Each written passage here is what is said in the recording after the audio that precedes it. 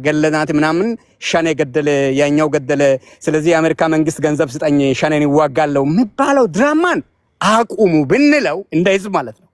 አቁሙ ተውት፣ አይጠቅምም ነው። ሉዝ ነው። ከአይሪሽም ጋር ያጣላል። ልጅቱንም እንትን ያል ሌሎችንም እችል ይበልናል። ልጨርስ ዲስካሪ ሌላ ኢንቨስተር እንዴት ይሰራል? እችል ልጅ እኔ ኦሮሞ ነኝ አባቴ ስሉልታ ተወልዶ ምናምን የምትለው ካልሰራች ሌላው ይሰራል ወይ? ብልጽግና ራሱ መፈተሽ አለበት ብዬ ነው ማስበው። እና ባለሽበት ሰላም ካንቺ ጋር ይሁን ነው ምለው። እኔ ብዙ ጊዜ ይመስላል ኢትዮጵያ ውስጥ በግብርና መስክ ተሰማርተው የሚሰሩ መንግስት ድጋፍ የሚያደርግላቸው ባንክም ድጋፍ የሚያደርግላቸው ከሀገር ቤት ሄደው አንድም ቀን ድምፃቸው ሳይሰማ እንደው አንደኛው አናን የሚባለው ሰይፉ ላይ ቀረበ።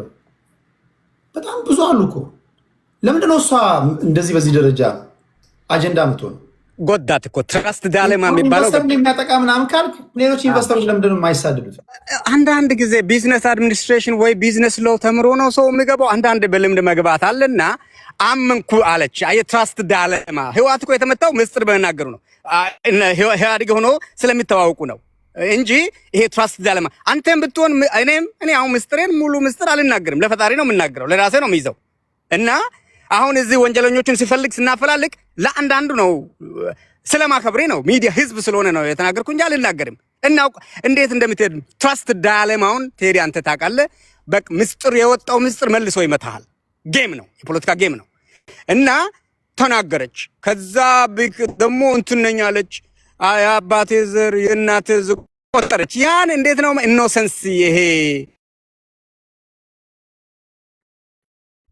እሺ ደቂቃ አልቋል።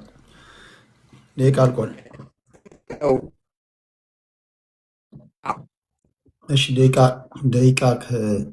አልቋል። ይሄ ለሌሎችም አንድ ዛይ ውይይቶች ምንድነው ለሌሎችም ማስተማሪያ ቢሆን አይን ገላጭ ቢሆን ነው እንጂ እንደው ዝም ብለን እንቶ ፈንቶ ምናምን ነው ብለን ማለፍ እንችል ነበር።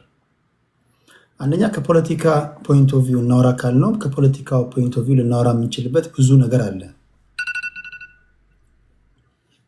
ሌሎችን ተቋማቶች እየተሳደቡ ሌሎችን ባለስልጣናቶች አፈር ከድሜ እያበሉ ጠቅላይ ሚኒስትሩን ሞድሰ ጠቅላይ ሚኒስትር የሚያቀርቡ በጣም ብዙ አሉ። በአሁኑ ሰዓት በብልጽግና ውስጥ አንዳንዶቹ የብልጽግና ደጋፊ ናቸው።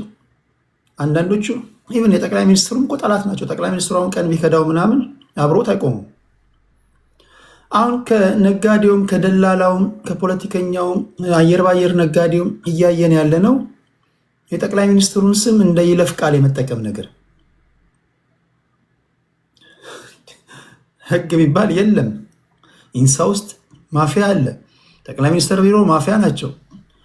ፖሊስ ማፊያ ነው። ፌዴራል ሀገር መከላከያ ውስጥ ማፊያዎች አሉ ብሎ ጠቅላይ ሚኒስትሩ ግን ኤንጅል አድርጎ ወይም በሳቸው ስም ብቻ እንድናለን የሚል ተራ ከሁለተኛ ክፍል ያቋረጡ ሰዎች እንኳን ህፃናቶች እንኳን ማይጠቀሙትን የብልጣብልጥነት ነገር ነው። ይህን ግን የሚጠቀሙት አንዳንዶቹ ለጊዜው ስለጠቀማቸው ነው ወይስ ሚጢጥዬ ጭንቅላታቸው ያመነጨለችላቸው ሀሳባቸው ሆኖ ነው? በዚህ ሲጠቀሙ ኖሮ ነው። እንደዛ ደግሞ እንዳይባል እንደዚህ የሚሉ ሰዎች ይኸው አብዛኞቹ እንደውም እንደዚህ የሚሉት ቅድም ስናገር እንደነበረው በማግስቱ የክስ ቻርጅ እንደሚመጣባቸው ሲያውቁ ቶሎ ማወደስ ይጀምራሉ። በብዙዎቹ አይታችኋል ብዬ አስባለሁ። ግን ለምንድን ያለው ሲስተም ማጣት ነው? ማስፈራሪያ ነው? ከፖለቲካ አንጻር እናውራ ካልን ማውራት እንችላለን። ከኢንቨስትመንት አኳያ ራሱ ስናውራስ እሷ ላይ የደረሰ ጥቃት ሌሎች ኢንቨስተሮች ላይ ደርሷል። እሷ ምን ስላደረገችው እሷ በዚህ ደረጃ እንደውም በዚህ ባለፉት 8 ዓመታት ሌላ ሰው ካለ ልታግዙኝ ትችላላችሁ። የእሷን ያህል እዛ ቅድም ስናገር ነበር የፈነጨ የለም። ይህ መንግስት እንደውም ረዳው ካላችሁ የእሷን ያህል ያገዘው የለም። ብትፈርጡ ብትነሱ የእሷን ያህል ያገዘው የለም። እላፊ ቀይ መስመር አልፋ ነው።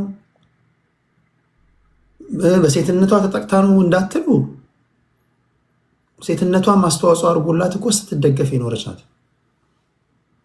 ኢንቨስተሮች ማለፍ ያለባቸው መስመርና ማለፍ የሌለባቸው መስመር ሊነገራቸው አይገባም ወይ? እስከዛ ማኳያ ማውራት እንችላለን ለማለት ያለውና ነገር የፖለቲካም ነው፣ ኢኮኖሚም ነው፣ ማህበራዊ ጉዳይም ነው፣ የሶሻል ሚዲያ አጠቃቀምም ነው። እንዲህ ያሉ ነገሮች አሉና ምን ትላላችሁ ለማለት ያለው ክብራትና ክብራን። እሺ ወደ ኢሳያስ እንሄዳለን። ኢሳችን እንዴት ነህ ቴዲዬ? አመሰግናለሁ። ኦኬ ወደ ላይ ላውጣ ለምን ሰዎች። እሺ ኢሱ እሺ አጠር ያለ ሀሳብ ልስጥ በዚህ በበረከት ገበሬዋ ዙሪያ። ሁላችንም እንደምናውቀው በረከት ከማንኛውም ኢትዮጵያኖች ይልቅ እድል ተሰጥቷት ብዙ ቦታ በሞኖፖሊ ተሰጥቷት እየተጠቀመች ነበር። ሁላችንም እናውቃለን። ይሄ እድል አላገኘንም። አብዛኛው ኢትዮጵያኖች ወጣቶች አላገኙ። ብዙ ቦታዎችን ይዛ ስትጠቀም እንደነበር ሁላችንም እናውቃለን። ያው ሴት ናት፣ ኢትዮጵያዊ ናት፣ እናበረታታለን ብለን ዝም ብለናል። ነገር ግን በቅርቡ እያሳየች ያለው ነገር እጅግ የሚገርም ነገር ነው። ለሕግ ተገዢ ያለመሆን ትላንት አምና መንግስቱን አምና ፖሊሲውን ተቀብላ ገብታ ልማት ላይ ተሳትፋ የሰራች ዛሬ ለሕግ ቅረቢ ስትባል አላምንም። ትላንት አምና የተሳተፈችው መሬት የተቀበለችው መንግስት ዛሬ ለፍትህ እና ለፍርድ ቤት ቅረቢ ስትባል አልቀርብም ብላ በየሶሻል ሚዲያው ላይ የዞረች መንግስትንም የፍትህ ስርዓቱንም ሁሉንም ጥላሸት በመቀባት ራሷን ነፃ እያደረገች ነው በሶሻል ሚዲያ ላይ። ይሄ ልክ አይደለም እና በጣም ትክክለኛ ከሆነች ለምንድነው ፍትህን የፈራችው? መንግስትን ትላንት አምና ገብታ ከሰራች ዛሬ ቅረቢ ስትባል አልቀርብም። አይ ጠቅላይ ሚኒስቴሩን ከፍ እያደረጉ ስርዓቱን ግን እየከፋፈሉ ሌላ ስራ ላይ ናት። አንድ ወንጀለኛ ከሆነች ተጠርጥራለች፣ መቅረብ አለባት። አልቀርብም ካለች ደግሞ በየሶሻል ሚዲያ ላይ የሄደች ሌላ ስራ ላይ ናት አሁን እሷ። ስለዚህ ይሄ ልክ አይደለም፣ ልክ አልሰራችም። ፍትህ ስርዓቱ እኮ 100% ንጹህ ላይሆን ይችላል። ነገር ግን ገብታ ለህግ አልቀርብም ማለቷ ለምንድን ነው? ምንድን ነው ያስፈራት? ብዙ ቦታ ብዙ ልማት ስራዎች ተሰጥቷት እየሰራች ነው። እሱን እያሰራች ግን አልቀርብም ማለት ይሄ ልክ አይደለምና ይሄ መንግስት በትኩረት ማየት አለበት። ባለችበት ቦታም በሞኖፖሊ በኢንተርፖል ማምጣት ይቻላል። መንግስት ይሄ ትኩረት አድርጎ መስራት አለበት። ካልሆነ ደግሞ ዛሬ ይዛ ያለችውን የኢትዮጵያኖችን ሀብት ለወጣቶቹ ለስራ አጦቹ ሰጥቶ ማሰራት አለበት መንግስት። በየሶሻል ሚዲያ ላይ ይሄ መርዝ መርጨት፣ ፖለቲካ መስራት፣ ፍትህ ስርዓቱን ጠቅላይ ሚኒስቴሩን ከፍ አድርጎ ሲስተሙን ደግሞ የሀገሪቷን ሲስተም ማጠልሸት፣ እንዲህ አይነት ስርዓት እንዲህ አይነት ጋጠወጥነት መታረም መቻል አለበት። እሷ ቢሊዮነር የሆነችበት የኢትዮጵያኖች ሀብት ነው። እሷ የተለየች ሰው አይደለች ወይ የተለየች ነገር ፈጥራ አይደለም። መሬትንና እንትንን ነው ያገናኘችው። እያንዳንዱ ኢትዮጵያ ወጣት ቢመቻችለት መስራት የሚችል ጉዳይ ነው። ስለዚህ የተለየችውና ያውም አምልጣ መልሳ ደግሞ እንዲህ በአየር መንገድ ነው የወጣሁት እንዲህ ነው የወጣሁት እያለች የምትሰራው ስራ ልክ አይደለምና መንግስት ትኩረት ሰጥቶ ይሄን ነገር እልባት እንዲያገኝ ማድረግ አለበት እላለሁ። በተረፈ ወንጀለኛ ናት ወይስ አይደለም እኔ እዚህ ላይ ፍርድ አልሰጥም፣ ሁላችንም አንሰጥም። ግን ካደረገችው አንጻር ትላንት አምና መንግስቱን ዛሬ ደግሞ አላምንም ብላ እንደዚህ ማድረጓን ልክ አይደለምና ይሄ መታረም አለበት እላለሁ። በሚቀጥለው ሀሳብ ይሰጣለሁ። ለአሁኑ ይበቃኛል። ቴንኪዩ ኢሳያስ፣ እድላችሁ ነው። ወደ ብሬንደን እንሄዳለን እንዳቀማመጣችሁ። ኦኬ ብሬንደን አለ ያ ብሬንደን። ከዛ እግዚአብሔር አሁን እኔ ነኝ ወይስ? ኦኬ ታንክ ዩ ቴዲ። ሰላም ዋላችሁ፣ እንዴት ነው? ወል አንዴ በጣም በድንገት ነው የገባሁት። ሰሞኑን በእንትን ላይ እየሰማሁኝ ነበር እና ትንሽ ሀሳብ ለመስጠት ነው። ይሄ በጣም ከባድ የሀገር እንትን ነው ሸክም ነው። ባይዘወይ ትንሽ ትሬንዱን ላንሳላችሁ። ከዚህ በፊት በተለይ በነበረው ስርዓት እየቀጠለ መጣ መሆኑን ለመግለጽ ያክል ብዙ ኢንቨስተሮችን መንግስት ይስባል ይላል እና ያ መንግስት ብዙ ጊዜ ካመጣቸው በኋላ ባንክ ቤት አክሰስ ይደረግላቸዋል። በብዙ ሚሊዮኖች የሚወጣ ገንዘብን ከወሰዱ በኋላ በተሰጣቸው የማልሚያ ቦታ ወይም ኢንቨስት እንዲያደርጉ የከተማም ሊሆን ይችላል፣ የእርሻ መሬትም ሊሆን ይችላል፣ ምንም ነገር ሳይሰሩ ባዶ ቦታ እንትን እያለ የሚቀርበት ሁኔታ እና መንግስት ሀገር ለውድቀት እንትን እያለች የመጣችበት ሁኔታ ነው አለው። በዚህ አይነት ባለፈው ስርዓት ውስጥ የነበረው ለምሳሌ ትዝ ይለኛል አንድ ነገርን ለማያያዝ በቅርቡ ወደ ስንት የሚሆኑ ሰዎች በምትን የሚጠረጠሩ ብዙ የህዝብ ገንዘብ አሰባስቦ ታስሮ እንትን ያሉበት ሁኔታ ነው አለው እና በዛ ውስጥ ከዚህ በፊት ትዝ ይላችሁ እንደሆነ በደቡብ አፍሪካ የኳስ ጨዋታ በተደረገ ጊዜ በመንግስት ሚዲያ በወቅቱም በመንግስት ሚዲያ ማስታወቂያ አውጥቶ ሰዎችን ለቱሪዝም እንወስዳለን እያሉ ብዙ ሚሊዮኖችን የሰበሰበ ሰው ወደ እንትን ሄዶ ያን በወሰደበት ቀርቶ እንትን ያላቸውን ሰዎችም አልወሰደም። መጨረሻ ያው በወቅቱ የነበረው ስርዓት ትንሽ ብልጣብልጥነት አቅም አለኝ የምለውን ለማሳየት አመጣና ትዝ ይለኛል 37 ሚሊዮን ነው በወቅቱ በጣም ከባድ ገንዘብ ነበርና ከዛ ተመልሶ ትንሽ 3 ዓመት ፍርድና የሆነ ብቻ ቀልድ የሆነ እንትኖች ያለፈበት ሁኔታ ነበርና ያ ሰው አሁን በነበሩት ውስጥ አለ ማለት በጣም የሚገርም ነገር ነው። አሁን ባለፈው ከተያዙ ስንት ከሚሆኑትና አሁን ከዚህ ጋር ተያይዞ ያለ ነገር ለማሳየት ያህል ነው። አሁን ያለው ስርዓት አሳስ በላሽ ከጭንቅላት ነው እንደሚባለው አሁን ያለው የገባንበትን ይሄ የኮራፕሽን ችግር መቆጣጠር የማይችልና ሀገሪቷ ያለውን የሌሎች ምስቅልቅሎችን መቆጣጠር የማይችል መሆኑን ወይም ራሱም ሰዶ ለዚህ የዳረገ መሆኑን እናቅበት እንትኖች አሉ። ለምሳሌ መጀመሪያዎቹ አካባቢዎች ብዙ ነገሮች በግርግር ሰዎች በሚሄዱበት ጊዜ በግርግር በሚደገፍበት ወቅት አይታችሁ እንደሆነ ጠቅላይ ሚኒስትሩ እንደፈለጋችሁ የኢትዮጵያን ሕዝብ በሚንቀሳቀሱበት ሁላ ችግር የሚፈጥርና ለዘረፋ መረብ ተዘርግቶ የሚሄድ አሁን ባለንበት ሁኔታ የጸጥታ ጉዳይ ጋርም ተቀላቅሎ ሰዎች ይሄን ካላመጣችሁ ተብሎ የሚባሉበት ሁኔታ ነው አለ ነው እና ይህን ችግር በምንድን ነው? ይሄ ችግር ፖለቲካል ፌለር ነው። ይህ የፖለቲካ እውቀት የማነስ ነው። ሀገሪቷን የማስተዳደር የኢኮኖሚ እውቀት የማነስ ነው። ኢኮኖሚና ፖለቲካን አመጣጥኖ አቻችሎ የመሄድ አቅም ማነስ ነው። እንዳለ ሀገሪቷ ያለችበት ሁኔታ ወዴት ነው የሚወስደን የምለው በጣም አስቸጋሪ ነው የሚሆነው እና እኔ አንድ ግለሰብ እንትን ያለችዋን ማድረግ በጣም ከባድ ነው። ግን ሀገሪቷ ያለችበት ራሱ አሁን ያለችበት ፒላሩ ፉሊ ኮራፕት ነው። ፉሊ ኮራፕት የሆነውን ምናልባት ይሄን እንትን የሚል ሀገሪቷን አሁን ያለችበትን ሁኔታ ከዚህ እንዴት ማውጣት ይችላለሁ የሚል ማቀድ የሚችል ስርዓት ካለው መጀመሪያ ኮንቴን ማድረግ ያለበት መሆንና እንትን ማድረግ እቅድ አውጥቶ ይሄንን ራሱን ማጥራት ያለበት መሆኑ ምንም ጥያቄ ከግምትም ውስጥ የሚገባ አይደለም።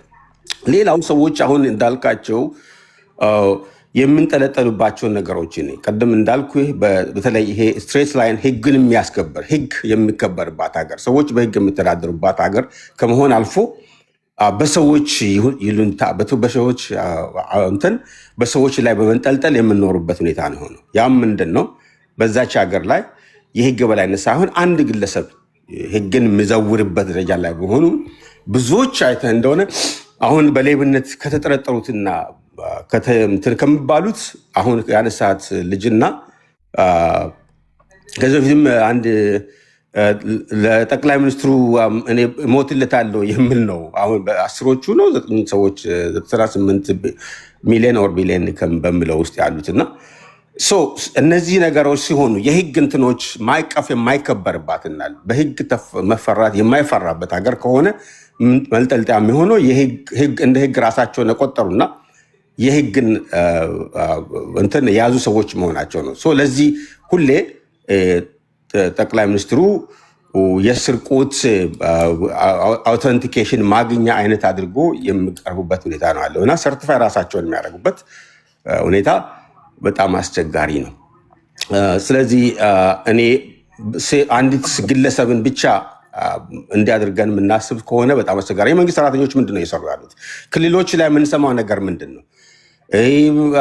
እያንዳንዱ ከቀበሌ እስከ ገጠር ያለው ያለበት ሁኔታ ምንድን ነው የሚለው ነገር ነው ማየት አለ።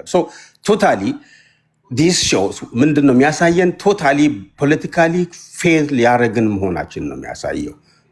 ፌል ካደረግንበት መውጣት እንችላለን። የስ አግሬሲቭ የሆነ ስርዓት ካለ በጣም እንትን የሚል ካለ ራሱን በማጥራት ማመን የሚችል ካለ መውጣት ይችል ነበር። ግን እንደዚህ አይነት ነገር የለም። በፊት በነበረው ትዝ ይለኛል ኮራፕሽን አለ። ኮራፕሽን ብኖርም አጫጭር የሆኑ እንትኖች ግምገማዎች ሊመጡ ይችላሉ እና ሰዎች በጣም ደፍሮ ሌብነትን በመደበቅ እንጂ በግልጽ ኦፊሻሊ የሚሆንበት ሁኔታ አይኖርም ነበርና አሁን ያለንበት ግን ያም የለም። ሀገር የሚመራበት ይሄ ነው የሚለው መሪህና ፕሪንስፕል የለውም። ስለሌለ የሚሄዱት ባገኙት አጋጣሚ ሌብነትን እያስፋፉ ጥቅማቸውን እያስከበሩ የመሄድ ጉዳይ ነው። ከላይ እስከታች ይሄ መዋቅር ነው ያለው እና እነዚህ ሰዎች በደንብ ውስጥ አዋቂ የሆነች ልጅ ካወቀች በኋላ ከሀገር ወጥቻለሁ ብላለች። ከሀገር ወጣችበት ምንም ኔትወርክ ምንም ጥያቄ የለው። ያንን አብሮ ያለ የበላ ሊያስወጣት እንደሚችል ምንም ጥያቄ የለውም እና አሳሳቢ ነው የሀገራችን ሁኔታ አለበት። በነገራችን ላይ በዚህ አጋጣሚ የኢትዮጵያ አየር መንገድ መንግስታት በተቀየሩ ቁጥር የማይቀየር እንደ አትሌቶቻችን እንደ አረንጓዴ ወርቅ እንደ ቡናችን እንደ ቆዳ ሌጦ እንደ አይናችን ብሌን የምንጠብቀው የምንወደው ይህ ተቋም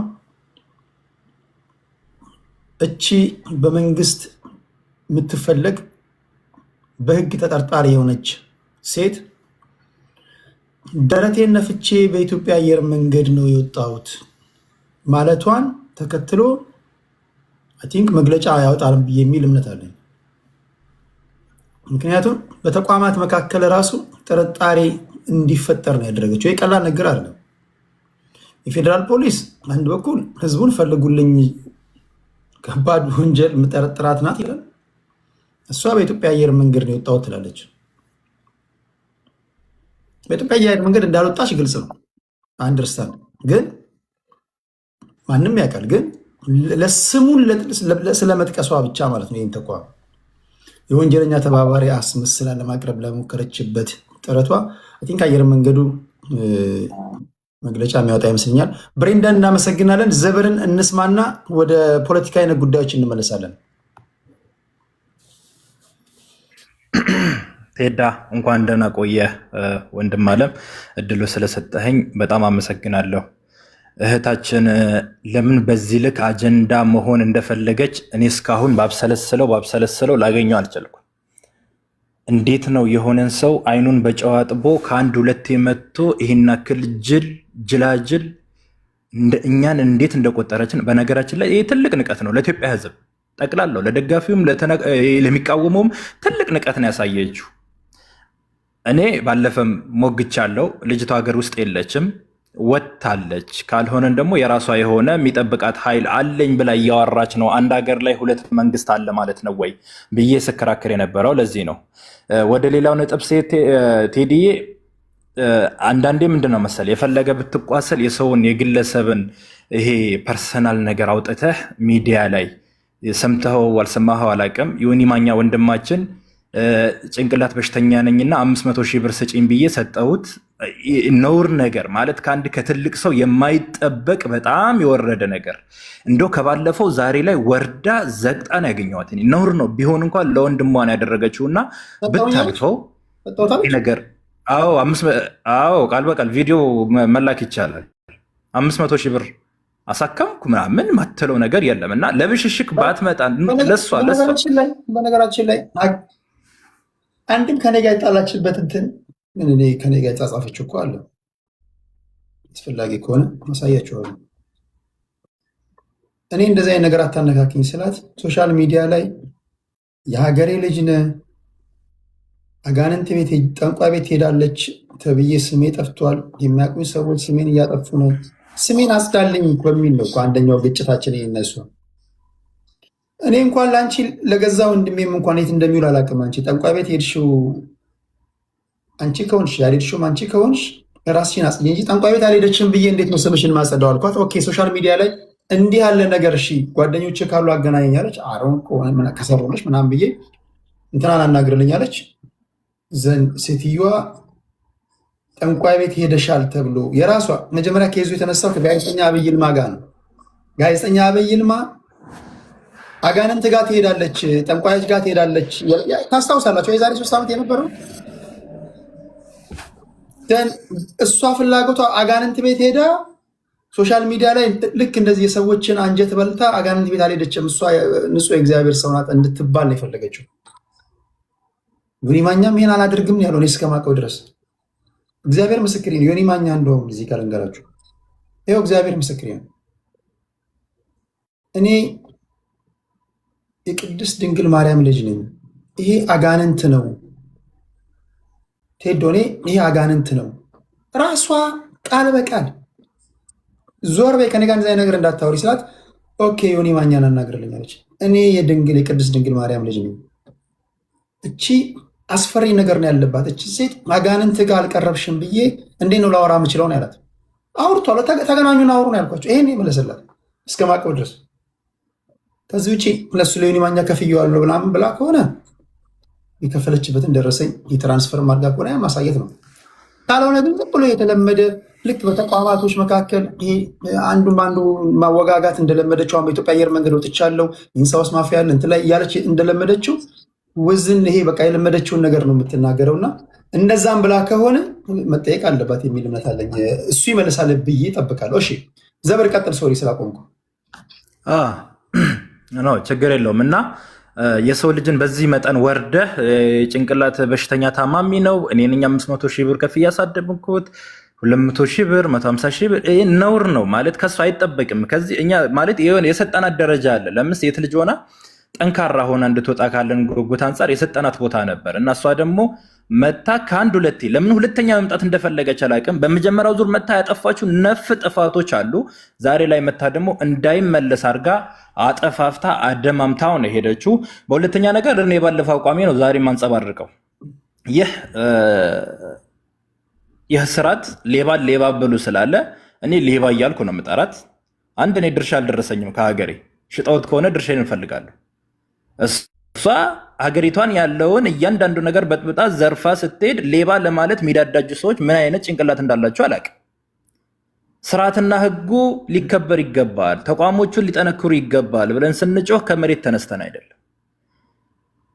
በሀገራችን ላይ ያለው የስርዓታችን ሁኔታ ስርዓቱ በምን ያክል መጠን እንደሆነ ስላሳየችን አሁን ላይ ያለው መንግስት ደግሞ እነዚህን እጃቸው የተጠረጠሩ ሰዎች ውሎ አድሮ ሳይሆን በእያንዳንዱ ቀን ለቅሞ ለህዝቡ እያንዳንዱ ነገር ያቀርባል የሚል ተስፋ አለኝ። ቴዳ እሷ አጀንዳ መሆን ስለፈለገች ይህን ያክል ቦታ በአንሰጣት መልካም ነው። ሆን ብላ ፈልጋው ነው የራሷ የሆነ ቀመር ስለቀመረች ነው እንጂ በምንም አይነት መንገድ መታ በዚህ ደረጃ ልትወርድ አትችልም። ነውር ነው። ወርዳለች ሳይሆን ዘቅጣለች የማይባል ነገር ነው ያለችው እና በጣም በሚያሳፍር ሁኔታ እኔ በምን መንገድ እንደሆነ አላውቅም። ብቻ በኋላ በፖለቲካው እንመለስ። ቴዳ ይበቃታል። ከዚህ በላይ ትኩረት እንድትሰጣት ስለፈለገች ነው። ትውልድ ማወቅ ስላለበት እኔ እኮ እንዴት መናገር እንዳለብኝ እንዴት አረፍተ ነገር አደራጅቼ እንዴት አድርጌ ጥግ ላስይዝ እንደምችል ማቅ ልጅ ነኝ። በጣም በጨዋ ቋንቋ እግዚአብሔር የተመሰገነው ደግሞ ሰው ስርዓት እስካለ ድረስ ሰው ያደምጣል። የምናገረው ወይ ዝም ብሎ ምናምን አይደለም፣ ሀቅ በሆነ መንገድ ነው። ግን ሀቅ በሆነ መንገድም አንዳንዴ እንዴት መናገር እንዳለብን ማወቅ ያስፈልጋል። እቺ እኛ ማናቃቸው እግዚአብሔር አንዳንድ ጊዜ ትውልድ ይዳን ሲል ራሷ በራሷ ዛቢያ ነው እኮ ችግር የምትፈጥረው። ትውልድ ዳንሲ የሚያቅበዘብዛት ሴት ናት። ብዙ ማታውቁት ነገር ሊኖር ይችላል። እኛ ቤቷ ሄደን አላንኳኳን። ሄዳችሁ ቤታቸውን ሄዳችሁ አላንኳኳችሁ። የቤተሰቧን ገበና ይዛ ወጥታ አደባባይ ላይ ወጣችሁ እሷ ናት። እናቷን እንደዛ አድርጋ የተናገረችው እሷ ናት። ይሄ እኮ ሁሉ ነገር እኮ የሆነ ነገር ትውልድ ይወቅ ሲልም ሊሆን ይችላል። እግዚአብሔር የራሷ አጎት የተናገረውን ሰምታችኋል። እናቷ የተናገረችውን ሰምታችኋል። የገዛ እናቷ ጥሩ ነገር ላይ አይደለችም ብላ የተናገረችው የገዛ እናቷ ናት። ይህን እኛ አልሄድንም፣ ራሷ ናት አምታ የነገረችን። ከዛ ደግሞ የሚያውቋት ሰዎች ደግሞ ከባዕድ አምልኮ ጋር ግንኙነት አላት ምናምን። እንደው የሚበላውን ያጣ ሰው እንኳን ከባዕድ አምልኮ ጋር ንክኪ ያለውን ሰው ለአጽዳ ብሎ ዘው ብሎ ይገባል እንዴ? ምንም በማታውቁት ነገር ትንሽ ፈራ እግዚአብሔር ያለባችሁ ሰዎች የባዕድ አምልኮ ነገር በቲፎዞ በምናምን ክፉ በክፉ ሳይቀጣ አልፍም ይላል የእግዚአብሔር ቃል። እንደዚህ አይነት በማናውቀው ነገር ላይ በየዋህነት የገባችሁ እግዚአብሔር የልብ አምላክ ነው። ግን እቺ ሴት ነገረ ስራዋ ሁሉ መቅበዝበዝ የሆነው ጅብ እንደዚህ ልዑል የሚባል ጅብ እንደዚህ ያደርጋለሁ ስትል ሰውነቷ ላይ የምታሳያቸው ንቅሳቶች፣ ይሄን ሁሉ የሚያሳየን ምንድን ነው? እግዚአብሔር እኮ ነው።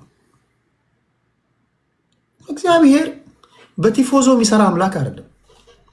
በወጣችሁት ብሔር ቁጥር ልክ የሚሰራ አምላክ አይደለም። ሀቅ ካለ እግዚአብሔር ሀቅህን ያወጣልሃል።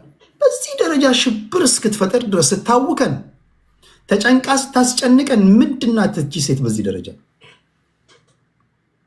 በምን እርግጠኛውን ያው ልዑል የሚባል ጅብ አስተዋወቀች። ጅቡ ለምንድነው አንተ ራስህ ግምት ስጥ። እኔ ምን አውቃለሁ? ጅቡን ልታረባው ነው የማለት መብት የተጠበቀ ነው። ጅብ አይደለም በግ ነው ያየው የማለት መብት የተጠበቀ ነው። እሷ ልዑል የሚባል ጅብ ላስተዋወቃችሁ ነው ያለችው። አበየንማ ማናችንም የሐዋሳ ልጅ የምናውቀው የብዙዎቻችን የሙያ አባታችን፣ ወንድማችን፣ ታላቃችን ከኔ ጋር አብሮ የሰራ ፋናም ደቡብም ስንጀምር አብሮኝ የሰራ ያስተማራችሁ እንግሊዝኛ መምህር፣ ማንም የሐዋሳ ሕዝብ የሚያውቀው በጨዋነቱ በትንታኔው ላትስማሙ ትችላላችሁ። በቅርበት ከኔ በላይ ያውቃታል። አደገኛ ነገር ውስጥ አለች ብሎ እኮ የሚናገሩት እኮ ራሱ የሰበብ አካባቢ የሚያውቋት ሰዎች ናቸው እኮ። አንድ ቀን የእግዚአብሔር ሰላምታ ተሰጣታችሁ ማታውቁ ሰዎች፣ አንድ ቀን ሻይ ቡና ብላችሁ ማታውቁ ሰዎች፣ አትሊስት ኦኬ የሚያውቋት ሰዎች እስኪ ሲናገሩ አድምጡ። እኔ እኮ በጣም አንዳንዶቻችሁ ምን እንደሚያስፈነጥዛችሁ አላውቅም። አታውቁማትም እኮ ሶሻል ሚዲያ ላይ ነው የምታውቋት። የሆነ ሆኖ ትውልድ መማር ካለበት ግን በሰከነ መንገድ በስርዓት። ይህም ክስ የመጣው ራሱ ፖሊስ ያዛት፣ ራሱ ነገረን። ወይ ዲያስፖራው ከሷት አይደለም። የሆነ እንቅስቃሴዎች እንደነበሩ አውቃለሁ። የተጨበረበሩ ሰዎች ኦርጋናይዝድ ሆነው ሊከሷት እየተዘጋጁ ነበር። ማስፈራራቶች ነበሩ። ቤተሰቦች በእሷ ምክንያት በሽተኛ ሆነው አልጋ ላይ የተኙ ሀብት ንብረታቸውን ያጡ በጣም ብዙ ኢትዮጵያውያኖች አሉ። በጣም ብዙ ኢትዮጵያውያኖች አሉ። ልክ በአራጣ ስም ተበድረው ቤት ከቤት ንብረቶቻቸው ያፈናቀለቻቸው በጣም ብዙ አሉ። ድፍን የሐዋሳ ሕዝብ እኮ ያውቃል። ስለዚህ እንዲህ የምስኪኖችን እንባ እግዚአብሔር የሚያይ ይመስለኛል። ምን ቀለም ብንቀባባ፣ ምን ንግግራችን ቢያምር እግዚአብሔር ሰው አይደለም፣ እንደዛ አይደለም የሚሸወደው። እቺ ሴት በዚህ ደረጃ ስታተራምስ ምንድን ነው? አሁን ብዙ ነገር እንደመረምር ነው እያደረገኝ ያለው። ለማንኛውም የጥልቁን ዓለም ጉዳይ ለመንፈሳዊ ሰዎች ልተው፣ የወንጀሉን ጉዳይ ለፍርድ ቤት ልተው። ራሷ ከተናገረችው ንግግር በመነሳት እናወራ ለማለት ያለው ለዛ ነው። ሌሎቻችሁ ብታደምጡ ይሻላል። ብሬንደን ውስጥ ነው ውጭ ነው? ብሬንደን ኮመንት አረግ አለሁ እያለኝ ነው። ግን እሺ ወደ የመጨረሻ ሰው ወደ ዋንጋሪ ሊሄድና ወደ ፖለቲካዊ ነክ ጉዳዮች እንሄዳለን። ሰላም ቴዶ ሰማለሁ። አንዳንዶቻችሁ ጥሩ ነገር ያደረጋችሁ መስሏችሁ ነው የምነግራችሁ። እግዚአብሔርን ደስ በማያሳይ ነገር ላይ ስትሳተፉ እንዳትገኙ ጥንቃቄ አድርጉ። ምንም አታውቁም። እሺ ቀጥል ዋንጋር የመጨረሻ፣ ከዛ ወደ ፖለቲካችን እንሄዳለን። እንግዲህ በመጀመሪያ ዳውን ስዩሜ በሚል ነው የሚጀምረው። ስዩሜ ያው ጎበዝ ልጅ ነው። ለእናት ሀገሩ ብዙ ታግሏል። እኔ ስለአንተ ባደረገው ንግግር እንደተሳሳተ ነው የምቆጥረው። አይ ቲንክ ይቅርታም ይጠይቃል ብዬ ተስፋ አደርጋለሁ። ያን ዲዘርቭ አታደርግም። ለእናት ሀገርህ ታግለሃል። በተለይ የዲቤት ካልቸር፣ ይሄ የውይይት ካልቸር በጣም ፈጽሞ በአካል ቢገናኙ ሊጠፋፉ የሚችሉ ኃይሎችን በአንድ ገበታ ላይ አስቀምጠህ በሀሳባቸውን እንዲገልጹ የማድረግ ነው ያየሁብህ። ብዙ ዓመት አይቻለሁ ካንተ። ይሄንን እንዲያውም አድገህ በዚህ የምርጫ ክርክር ወቅት የአንተ ቤት ከፍ ብሎ ነበር ማየት የምፈልገው። ይህ የከልቸር ችግር አለብን፣ የውይይት ከልቸር አለብን። ስዩሜም እንግዲህ አንዳንድ ጊዜ ያው ሚዲያ ላይ ስትቆይ ከድካምም ሊሆን ይችላል፣ ወይም ደግሞ የአንተን ንግግር ያየበት መነጽር ሊሆን ይችላል። ግን ፈጽሞ ዲዘርቭ የማታደርገውን ስም ሰጥቷል። አይ ቲንክ ለዛ ዳውን ብያለሁ። ግን ንግግሬ ሳይሆን አንድ ማወቅ ያለባቸው አሁንም ነገም ወደፊት የማደርገው ኢቨን የመንግስት ሰዎች እንኳን ማትፈቅዱትን ሁሉም ድምፆች መሰማት አለባቸው የሚል አቋም አለኝ። ከእናንተ የተለየ ሀሳብ እንዲንሸራሸር ማድረግ እንደ ወንጀል ሊቆጠር አይገባም። መሰልጠን አለባቸው ደጋፊዎች ራሳቸው። አሁን እሱ ለምን እነ ልደቱን ያቀርባል? ለምን እነ ጀዋር፣ ለምን ሌሎቹ ዲያስፖራዎች ሚዲያውን ተጠቀሙ? መጥተው መከራከር ነዋ። ይሄ ነው እሱ አሁን ትንሽ እንትን ያደረገው። አንደርስታንድ ልጁ አልለመደም፣ አላወቀም። እሱ የሚመስለው እንደ ኤኮ ቻምበር አንድ አይነት ድምፅ ብቻ ነው መሆን ያለበት። የነ ልደቱ የነ ምናምን መቅረብ እንደ ሀገር አፍራሽነት ነው ያየው። እንዲሁም ሲሆን ይሄ ነው መሆን ያለበት። እነዚህ ሰዎች እኮ ሲሆን ሀሳባቸውን ዲባንክ ማድረግ ያለበት ተገኝታ ያሉበት ቦታ ላይ እና ንግግሬን ወይም ትንታኔን ምናምን ሳይሆን ለምን እነ ልደቱ ሕዝቅኤል ጋቢሳ እና ጀዋር መሐመድ የትብብር ለአንድነትና ለኢትዮጵያ የሚል ሰላማዊ ሰልፍ አለ አይደል? በዛ አስመልክቶ ጠቅላይ ሚኒስትሩም ደብዳቤ ጽፈናል ባሉበት ሰዓት እናንተ ገብታችሁ ጥያቄ ጠይቃችሁ ሰዓት ማለት ነው። ለምን የአየር ሰዓት ከቨር የሰጣቸው ቴዲ ሐዋሳ ነው የሚለው? ይሄ የሻዕቢያ ተላላኪነት ነው የሚለው። ለዛ ነው። እሺ እኔም ያችን ድምዳሜ ነው የተቃወምኩት። የሻዕቢያ ተላላኪ የሚለውን ድምዳሜ ዲዘርቭ አታደርግም። ግን በተለያየ መንገድ ሁለታችሁም ለእናት ሀገራችሁ እንደምትለፉ ግን መሰክራለሁ። የፈለገ ቢሆን ያ ድምዳሜ ግን በጣም ስህተት ነው። ይሄንን ዳውን ላለሁ ይህንን ያው አትሊስት አንተን ላስቀምጥ ብዬ ነው። ግን እርግጠኛ ነኝ ሶሪ እንደምትባባሉ እርግጠኛ ነኝ።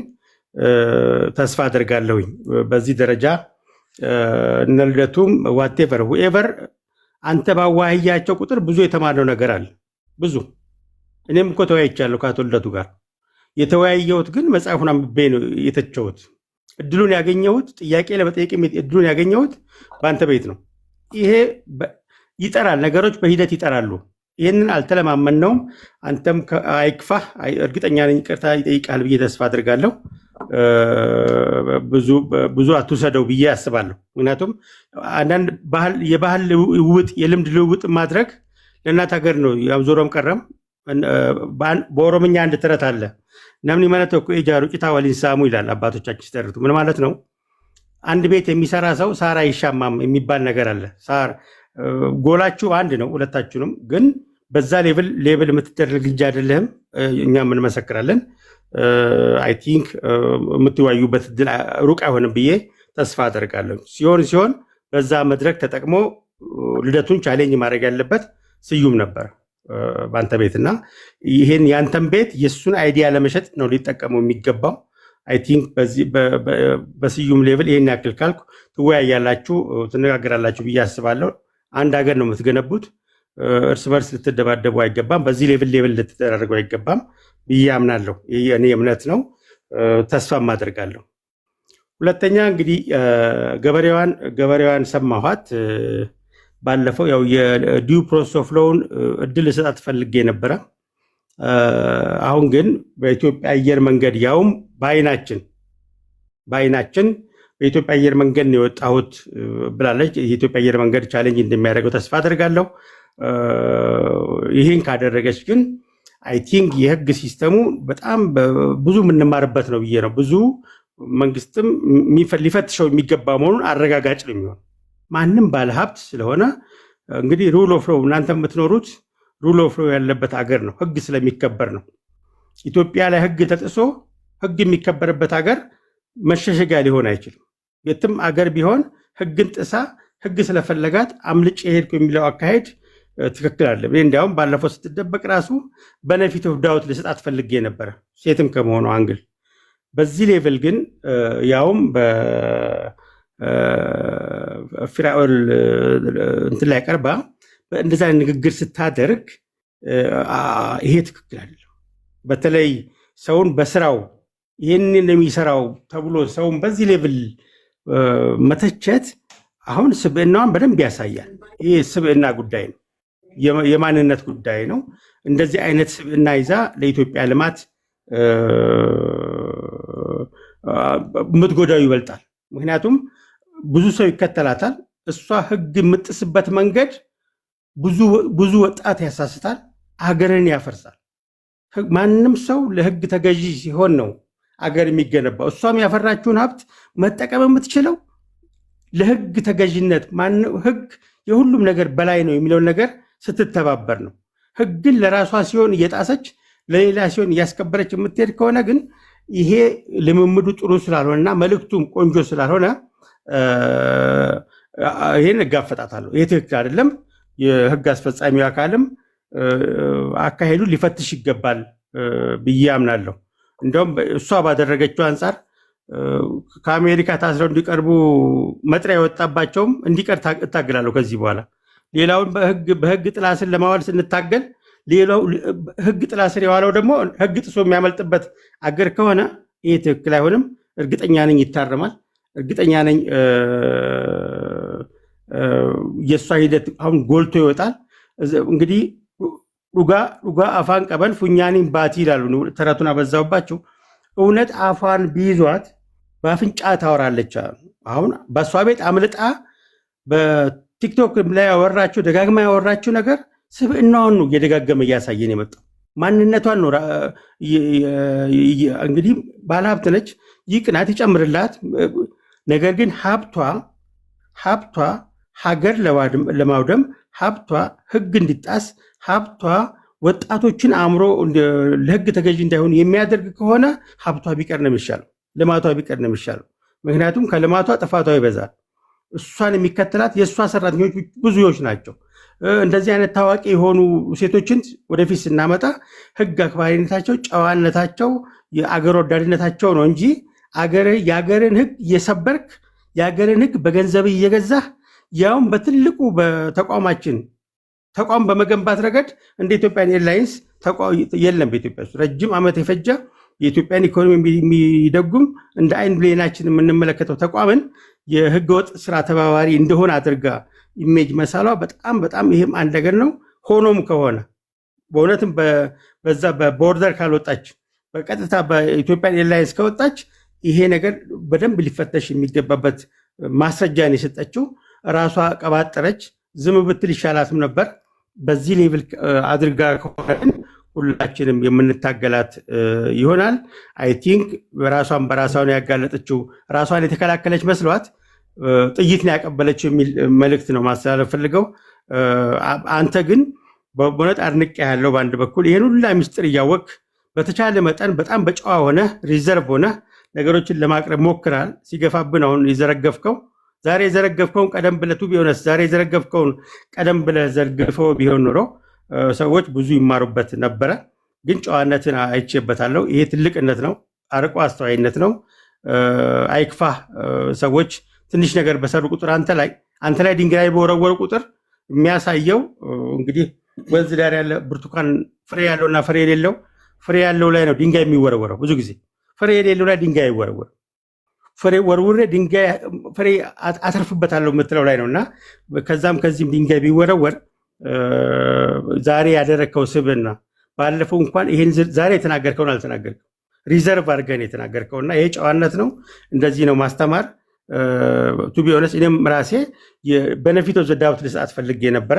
ዛሬ ግን ያደረገችው ንግግር እጅግ አሳዛኝ፣ የፍትህ ስርዓቱን ብቻ ሳይሆን የሀገሪቷን ህግ በገንዘቧ ገዝታ ጨፍልቃ መሄድ እንደምትችል ኢትዮጵያን ላይ ወጣ ከሆነ ይሄ ትልቅ ሞት ነው ብቻ ሳይሆን መጥፎ ትምህርትም ስለሚሆን ይሄ መንግስት አይ ቲንክ ቁርጠኛ ሆኖ እርምጃ ወስዶ ለሌላው ፖቴንሻል ህጉን ሊጥሱ የሚችሉ ባለሀብቶችንም አስተማሪ እንደሚያደርግ ተስፋ አደርጋለሁ። ቴዶ አይክፋ። ቴንክ ዩ። አብሽር እንዲህ ያለ ቀሽም ጥፋት እንዴት እንደሰራች ለእሷ አዘንኩላት እንጂ እኔማ ምን ችግር አለው? እየመጠንኩኝ እናገራለሁ። እንዴት አድርጌ ሀሳቤ ለአድማጭ ተመልካች ሊገባው በሚችል መንገድ በዚህ ደረጃ ገፍታ ስለመጣች ነው። ለማንኛውም ነገ ከነገ ወዲያ የፍርድ ሂደቱ የፍርድ ቤት ጉዳይ የሚወጡ ነገሮች ካሉ እንዲሁም ደግሞ በተደጋጋሚ በሶሻል ሚዲያ ላይ እየወጣች እንደተለመደው በጋጠ ወጥነት መንገድ እንደዚሁ የምትናገር ከሆነ ራሳችንን የመከላከል መብት ስላለን ነው የምንለው። ራሳችንን የምንከላከለው ነው እንደምታውቀው ከስምሽ ፊት ኢንቨስተር የሚል ነገር ስላለ ነው እንጂ ኢንቨስተር የሚባል ስም ቢኖር ድንጋይ ብትወረውርብኝ ራሱ አንቺ ላይ አልወረውርም።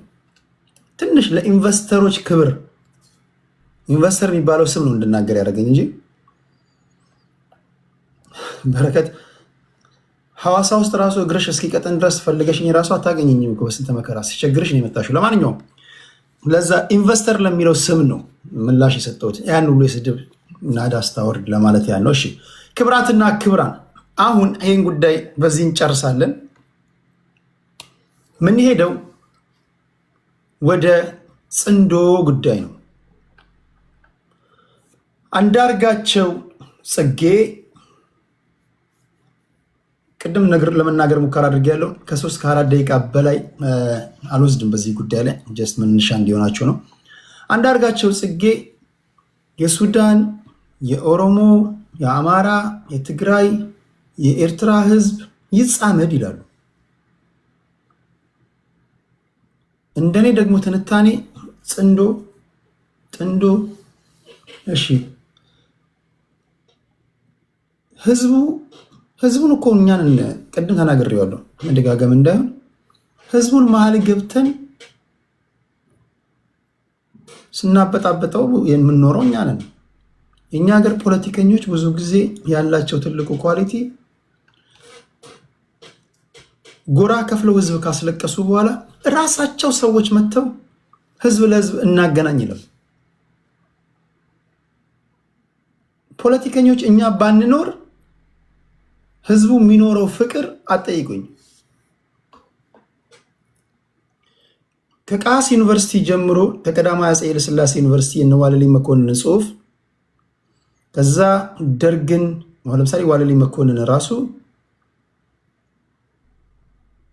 እቺ ሀገር የ20 ብሔር ብሔረሰቦች ናት ይላል። ኢትዮጵያ ውስጥ ስንት ብሔር ብሔረሰቦች እንኳን እንዳለ ማቅለጅ ነው እንደምታውቁት። ከዛ ደርግን ለመጣል በተደረገ ትግል ፖለቲከኞች ታግሎ ለማታገል እንዲመቻቸው አጀንዳ ቀርጸው ወደ ህዝብ ነው የገቡት። የኛ ሀገር ፖለቲከኞች ከተማ ላይ በምርቃናም ይሁን በምንም በጨብሲ በሞቅታ አጀንዳ ይጽፉና ወደ ገጠር እኮ ነው የሚገቡት። ገጠር ሄደው እያረሰ በፍቅር እየኖረ የነበረውን ህዝብ ለማይቀረው ትግል ተነስ ይሉታል። ከተማ ወደ ገጠር እኮ ሄደን እኮ ከዛ ህዝቡ አልፈለገም ይላሉ። ታግለው ለማታገል ቲፎዞ ለማብዛት የሌለ ችግር ቢኖርም እነሱ የሚሉት ሊሆንም ይችላል ላይሆንም ይችላል። ጥናት አድርገው በእውነት ችግር ነው ወይ ብለው ገበሬው ምንድን ነው የሚጠይቀው፣ ህዝቡ ምንድን ነው የሚጠይቀው ብለን አንጠይቅም። ማናችንም እነሳና እኔም የማንኪያ ነገድ ባለፉት ስርዓቶች እንዲህ ሲሆን ነበር ምናምን ብዬ ዝም ብዬ ከኪስ እያወጣሁ መናገር እችላለሁ። አሁን አንዳርጋቸው አሲፍ ህዝባችን አይጥና ድመት የሆነ ይመስል የህዝብ ለህዝብ ግንኙነት መፍጠር አለብን የሚለው ነገር እንዴት ነው ያያችሁት?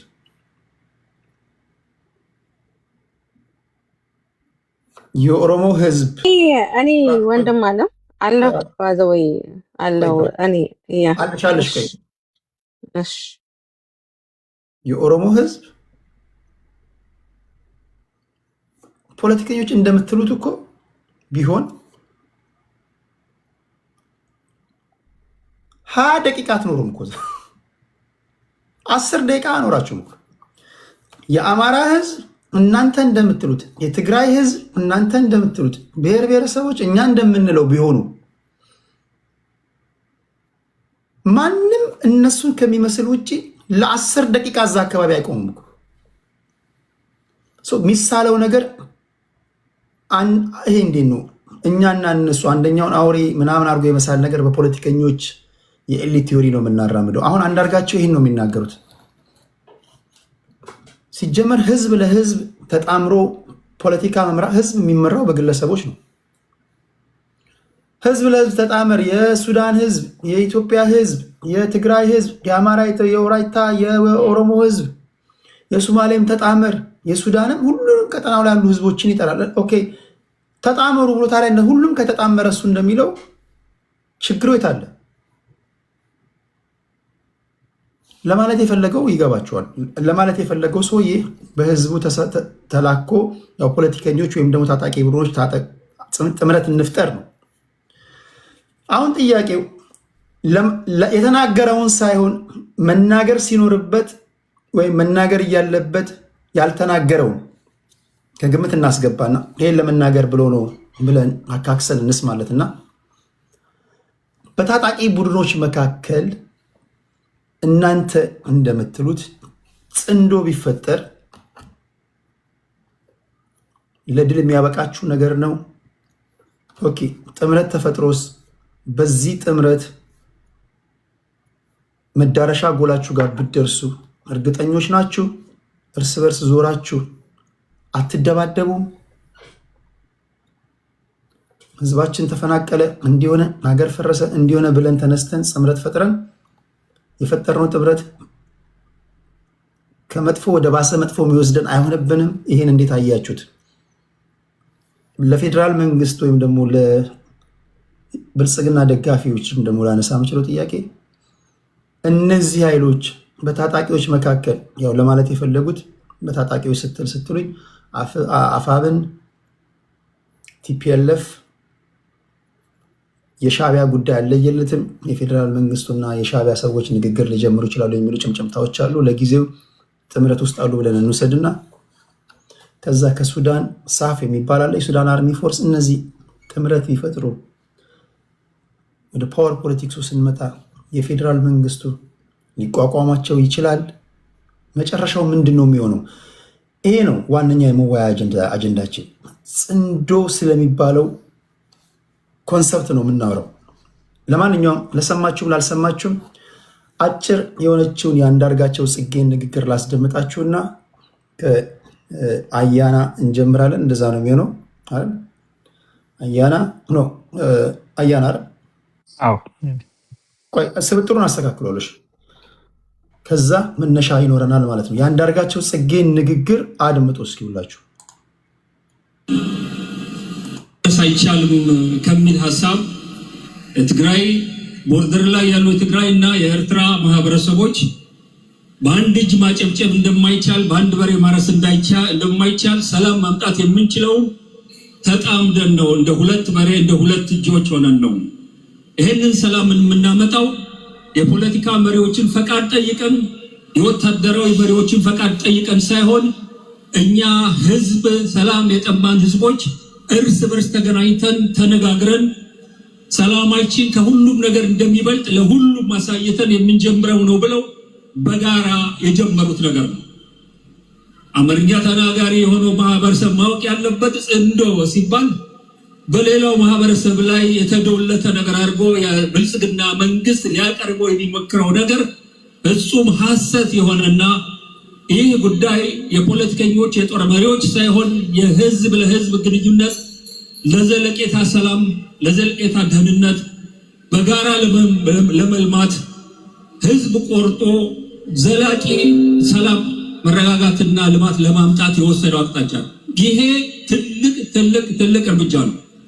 ይሄንን አራያነት የተሞላው የትግራይና የኤርትራ ማህበረሰብ እንደ ህዝብ የጀመረውን ነገር ወደ መላው ኢትዮጵያ ማዞር፣ ወደ ሱዳን ማዞር፣ ወደ ሶማሊያ ማዞር፣ ወደ ኤርትራ ሁሉም አካባቢዎች በውስጥ ችግራቸውን በጽንዶ መፍታት የሚችሉበት ከዛ አልፈው ሀገር ለሀገር ያላቸውን ችግር በጽንዶ የሚፈቱበት ምስራቅ አፍሪካ በጽንዶ አይነት የህዝብ ፍላጎት የተቀረጸ የሰላም የመረጋጋት የደህንነትና የብልጽግና ቀጠና ሆኖ ማንም የውጭ ጉልበተኛ ብርና ገንዘብ ያለው ጉልበት ያለው እየመጣ እንደፈለገ የማይፈነጭበትን አካባቢ ለማድረግ ትልቅ ራዕይ ስለሆነ የኢትዮጵያ ህዝብ የአማራ ህዝብም ይሄን የጽንዶ ሐሳብ ተቀብሎ በየቦታው ከሁሉም ወገኖቹ አማራ ህዝብ ከትግራይ ጋራ፣ አማራ ህዝብ ከኦሮሞ ጋራ፣ አማራ ህዝብ ከአፋር ጋራ፣ የትግራይ ህዝብ ከአፋር ጋራ ከዛ አልፎ መላውን ኢትዮጵያ አስተሳስሮ ኢትዮጵያን ከኤርትራ ከሱዳን ከሌሎችም ሀገሮች ጋራ በጽንዶ አድርጎ ሰላምና እርጋታ ያለበትን ሀብታም ቀጠና ፈጥረን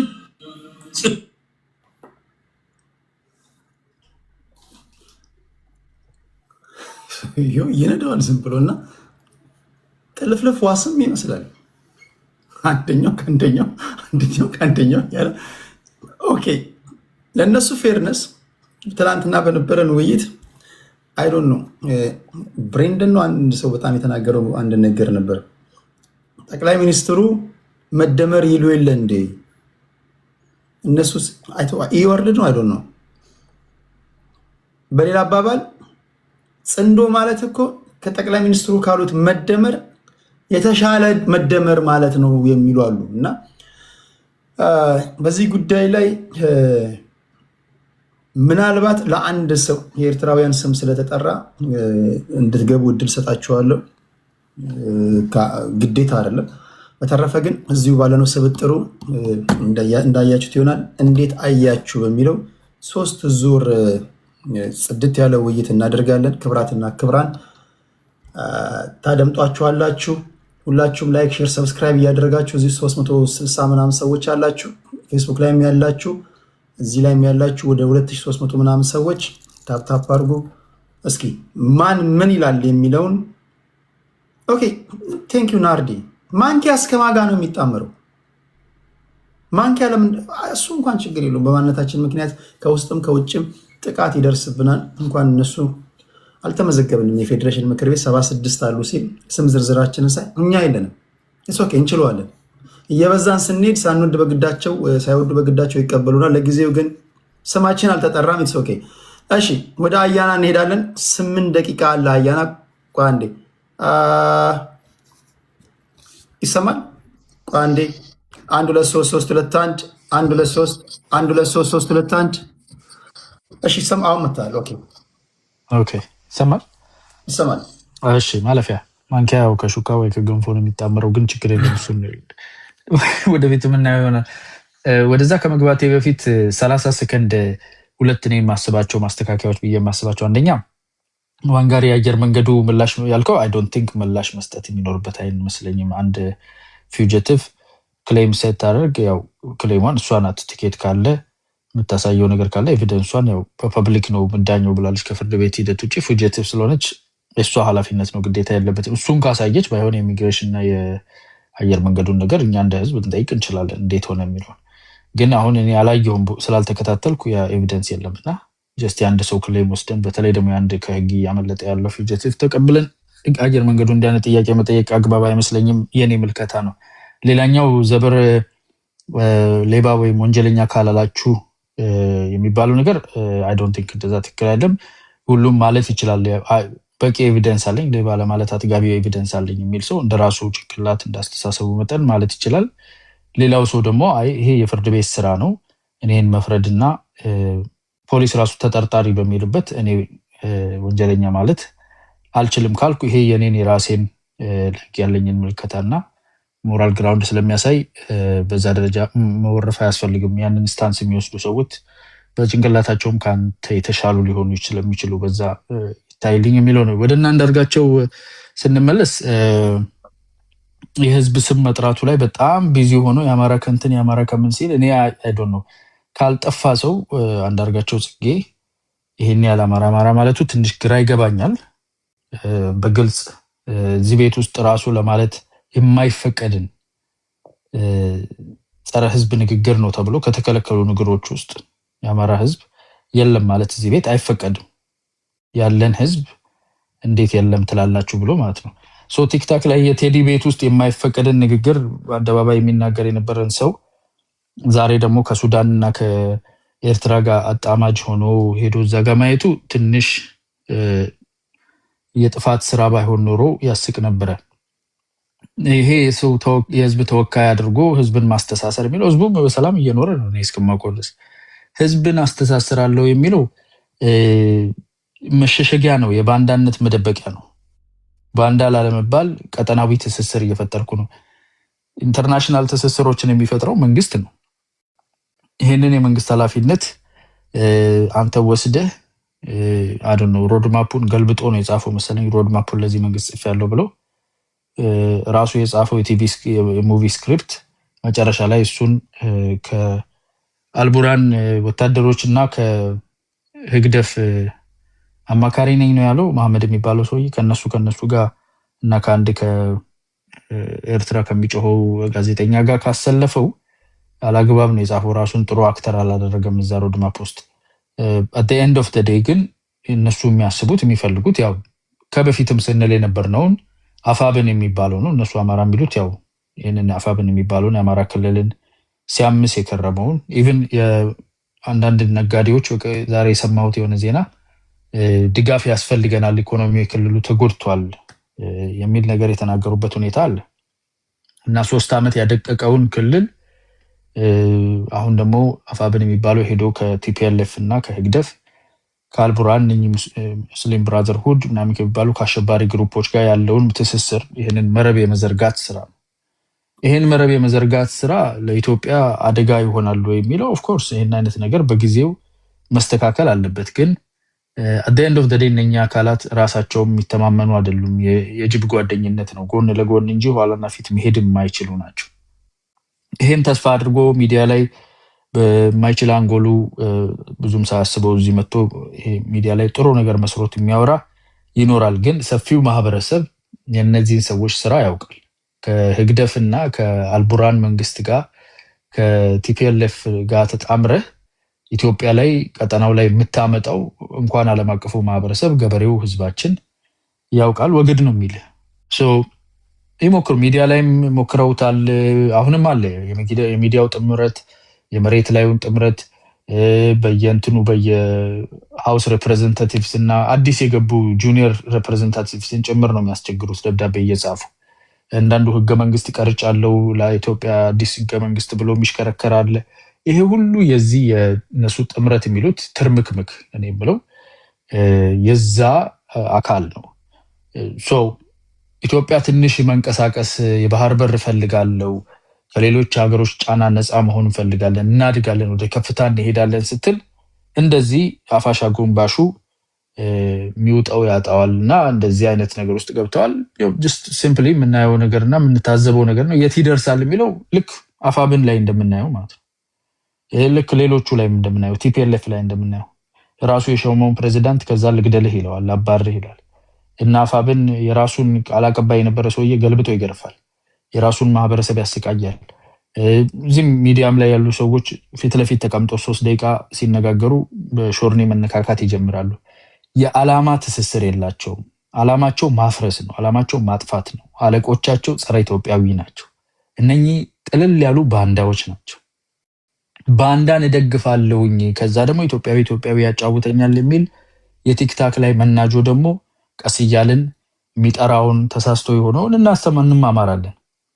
ከተፈጥሮ ግን እንደው ያንዘረዝር አይነት ሆኖበት እንቁላል ቀቃይነት ለጥቁሩ ለሱዳኑም ጭምር ቀቅላለሁኝ የሚል ካለ ደግሞ ኢትዮጵያ እንኳን የዘንድሮዎቹን አይደለም የጥንቶቹንም አልፋ ጸንታ የቆመች ሀገር ናት። ሀገራችንን እናጸናለን። የውስጥ ስራችንን እየሰራን ከውጭ የሚመጣውን መመከት ይቻላል ብዬ አምናለሁ። ይሄ በአንድ አይደለም። ከህግደፍ ጋር ሰርቼ ከሱዳን አልቡርሃን ጋር ሰርቼ ከግብጽ ጋር ተለጥፌ ኢትዮጵያን የሚከብ ስራ አሰርቼ ባንዳ አይደለውም የሚለኝ ሰውዬ ባንዳ ማለት ምን ማለት ነው? አስረዱን። አዲስ ወጥቶለት ከሆነ ባንዳዎች ናችሁ። በፊትም ስንነግራችሁ ነው ባንዳዎች ናችሁ። ይሄን አምናችሁ ተቀበሉ። ሌላ ጊዜ ሽፍታ ነኝ ምናምን እንደምትሉት ይሄንንም ባንዳ ነኝ ብላችሁ ለጥፋችሁ ዙሩት። ኩራታችሁ በነውራችሁ ስለሆነ እንጂ እንደ አንድ ኢትዮጵያዊ አትሊስት ትንሽ ቀፈፍ ሊለው ይገባል። ህግደፍ በሚገርም ሁኔታ ሻዕቢያ የላከላቸው ሰው ራሱ በጣም ሎ ሌቭል የሆነ አንድ ጋዜጠኛና አንድ ዝም ብሎ ሐሰን የሚባለውን ሰውዬ ነው የላከላቸው። እዛ ጋር እየተፈጠረ ያለው ህዝብ ለህዝብ ለማስመሰል ፕሎዚብል ዲናያቢሊቲ ለመፍጠር ትንሽ ኦፊሻል የሆኑ ሰዎችን ወደኋላ የማስቀረት ነገር ምናምን አድርገዋል።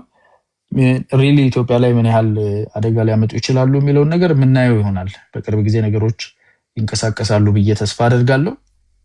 ከዚህ ውጪ ያው ህዝብ የሚሉት ህዝቡ አያውቁትም፣ ህዝቡም አያውቃቸውም። እውነት ለመነጋገር ህዝቡ አንቅሮ የተፋቸው አካላት ናቸው ብዙዎቹ። ኤርትራ ላይ ያለው ነገር ያው አማራጭ የሌለው ህዝብ ነው። በግድ ሆስቴጅ የተያዘ ነው። የቲፒኤልኤፍ የሚያዘው አጭር ጊዜ ሆስቴጅ ነው። ህዝቡ እየተነቃነቀበት ነው። አማራ ክልል ላይ ያለው እየረሸነው እንደፈለገ የሚያደርገውን አፋብን የሚያሰቃየውን ህዝብ ከህዝቡ አልፎ ራሱ ውስጥ ያሉ ሰዎችን ጭምር የሚረሽን እነኚህ ናቸው መጥቶ የኢትዮጵያን ብሔር ብሔረሰቦችን ሰላም እንፈጥርላችኋለን፣ ዲሞክራሲ እናመጣላችኋለን የሚሉና ይህንን የሚገዛ ካለ I have a bridge to sell you። በዛ ደረጃ ነው መታየት ያለበት። እያደረ የሚጠራ ነገር ነው ለማለት ነው። አንዳርጋቸው አማራ እያለ አማራን ከ30 ነገር ጋር ሲያጣምር ማየት ግን ትንሽ የሚያስፈግግ ሆኖ አግኝቼዋለሁ። ተስማምቶታል ደግሞ ፈርፈር ብሏል። ቴንክ ዩ አያና። ወደ ማኪ ነው የምንሄደው። ማኪያችን ቴንክ ዩ ሶ ማች ቴዶዬ ባይዘው እኔ እወድሃለሁ፣ አከብራለሁ። ባይዘው ቴዶን ይቅር በሉት፣ አፎ በሉት። ቴዶ የኔ ፍሬንድ ነው። ሂዝ ያንግ፣ በጣም ያንግ ነው። ባይዘው እሱ ኮሰረ ብሎ እዚህ ሲያወራችሁ ሌላ ነገር አደርጋችሁን ወደ ቁም ነገር ሳልገባ በፊት ማለት ነው።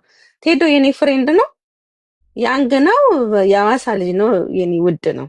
ባይዘው እወቁት። ኮሰር ብሎ ሲያወራችሁ ድንግርግር አይበላችሁ። ወጣት ነው። ቢያስቀይማችሁ ራሱ ሙስሊሞች አፍ በሉት፣ ክርስቲያኖች ደግሞ እንደኔ ኦርቶዶክሶች ደግሞ ይቅር በሉት። እሺ ውድ ልጅ ነው ቴዶ ማለት ጀግና ነው። ጀግና አማራ ነው። እሱ ራሱ ዝም ብሎ ነው አማራም የማንኪያ ምናምን ብሔረሰብ የሚለው አውቆ ነው። እና ቴዶ ይወዳለው የኔ ውድ ሞቺ ነው ወደ ከዚህ በፊት ራሱ ከዚህ ከማናገር በፊት እኔ ወደዋለሁ፣ ያቀኛል።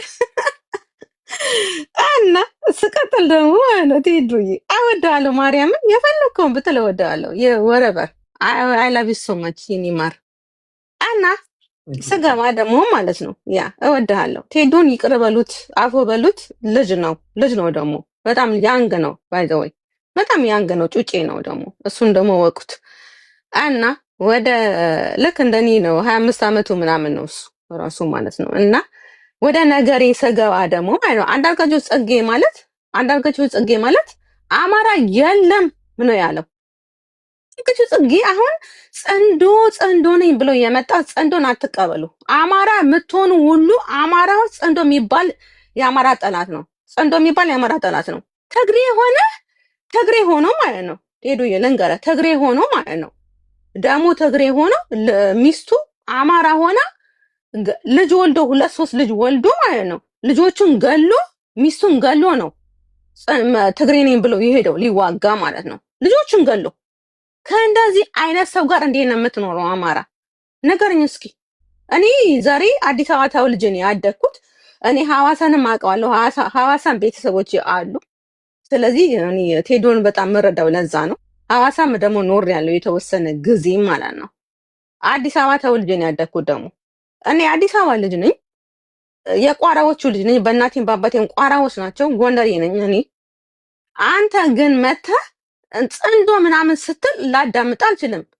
እሱ ማለት ነው። እሱ አንዳርጋቸው ጽጌ ማለት አማራ የሚባል የለም ነው ያለው። የሚባል የት አባክ ነው ያለው ነው ያለው። ስማ አንተ ደንቆሮ ስማ፣ አማራ የሚባል የት አባክ ነው ያለው? የለህም አማራ የሚባል ነው ያለ። አማራ የሚባል የለም ብሎ ነው ያስገደለ ያስጨፈጨፈ። ትግሬው ምንድነው? ትግሬው ሚስቱን ነው የገደለው። ሚስቱን አማራውን ትግሬ ሆና ሚስት አለው። ልጆቹ ደግሞ ትግሬዎች እኮ ናቸው። ዳስ ዜር ፋክን ብለድ እኮ ብለዱ ሆኖ ራሱ አራራላትም። ለልጆቹ ራሱ አራራም። ትግሬው ሄዶ ግድል አድርጎ ልጆቹን ግድል አድርጎ አማራ ሚስቱን ገሎ ልጆቹን ገሎ ነው ወጥቶ ትግሬ ነኝ ያለው። ካለ ሰውዬ ጋር አብረት ጸንዶ ብትል ከሆነ አማራ አንተ ራስህ የአማራ ጠላት ነው ማለት ነው። ከዛ አማራ አንተ ደንቆሮ አትናገር እንደዛ ብለህ ዶንት ዱ ዛት። እሺ አም ሶሪ። እሺ ደንቆሮውን ይቅር በለኝ፣ ይቅርታ አድርግልኝ፣ ግን አታድርገው እንደዛ። አማራ ብሎ አንዳርጋቸው ጽጌ ማለት አማራ የለም ነው ያለው ሰውየው። አማራ የሚባል የለም፣ በተፈጥሮ አማራ የሚባል የለም ነው ያለው። የሚባል የለም ብሎ አንተ መጣው ጽንዶ ምናምን ሲል እንዴት ነው የምትቀበለው? እንዴት ነው የምትቀበለው? አይሰራውም በፍጹም። ምንም አይመጣውም፣ ምንም አያደርግም፣ ምንም አይመጣም፣ ምንም አማራ የለም ብሎ የማለት ሰው የመጣ አሁን ጽንዶ ነኝ ጽንዶ ሆኛለሁ አሁን ከኤርትራ ጋር። ኤርትራ ራሱ የአማራ ጠላት ናት። ትግሬ ለመደብደብ ብላ ነው ኤርትራ የመጣችው። ኤርትራ ራሱ የአማራ ጠላት ናት። እሱ አንዳርጋቸው ጽጌ ደግሞ የአማራ ጠላት ነው። አማራ የሚባል የለም ነው ያለ። አማራ የሚባል የለም ነው ያለ። ወዳጅ እንዴ ያማል እንዴ? እኔ እኮ ጎንደሬ ነኝ። አዲስ አበባ ተወልጄ ያደኩኝ ጎንደሬ ነኝ። ያውም የቋራዎቹ የመይሳው ካሳ ልጅ ነኝ። አማራ የሚባል ዘር የለም ነው ያለ። ከዛ ቀጥሎ ከዛ ጀምሮ ነው የተገደለው አማራ ለ8 ዓመት። ማን ነው? አብይ አህመድ ገደለን፣ ጨፈጨፈን ነው የምልህ። ጨፈጨፈን። ዘሮች እየተገደሉ ነው። እኔ ዘሮች ሲገደሉ እኔ በቀዳሚ ነው የሚፈላ እንዴ። አሁን አንዳርጋቸው ጽጌ አማራ የለም ያለ ሰውዬ መጥቶ ጸንዶ ሲል እንዴ ነው የምሰማው? እንዳትሰማው፣ አማራ እንዳትሰማው። አንዳርጋቸው ጽጌ ማለት የአማራ ጠላት ነው። አማራ የለም ያለ ሰውዬ ነው አንዳርጋቸው ጽጌ ማለት። በፍጹም እንዳትሰማው። እሱ ባለጌ ነው፣ ቆሻሻ ነው። መቼም ቢሆን አንዳርጋቸው ጽጌ አማራ ሊወክል አይችልም። ውሸታም ነው። መጥቶ እዚህ ጋር እንደዚህ ሆኖ እንደዛ ሆኖ ብላ ብላ ብላ ብላ ብላ ይላል። ኖ ኖ ኖ ኖ ኖ ኖ አንሰማም። አንዳርጋቸው ጽጌ አንተ ልጆች አለ፣ ሚስት አለ። እዚህ አሜሪካን ሀገር ሳይሆን እዛ እንትን ዩኬ ውስጥ ልጅ ወልደሃል፣ ልጆች አሉ። ግን ልጆችን ሰው ቢገልብህ እንደዛ አትናገርም። አማራን ገለ ጨፍጭፈ አማራ የሚባል የለም ብለህ አመጣ ከአማራ ጋር እንትን አደርጋለሁ እጣመዳለሁ ጸንዶላሉ ትላለህ እንዴ? ምንድነው የምታስበው? ያማሃል እንዴ? ያማሃል። በሌላው አማራ እንዴት ብለህ ጸንዶ የምትሆነው? አማራ እኮ የለም፣ ላንተ እኮ አማራ የለም። አማራ በሌለበት መጥተህ ጸንዶ ነኝ ልትል አችልም አባቴ፣ አችልም። ኖ አችልም። አንዳርጋቸው ጽጌ ውሸታም፣ አንተ ቆሻሻ፣ ግማታም፣ ጥንባታም፣ ሸማግሌ። ኧረ ስድብ የለም እዚህ።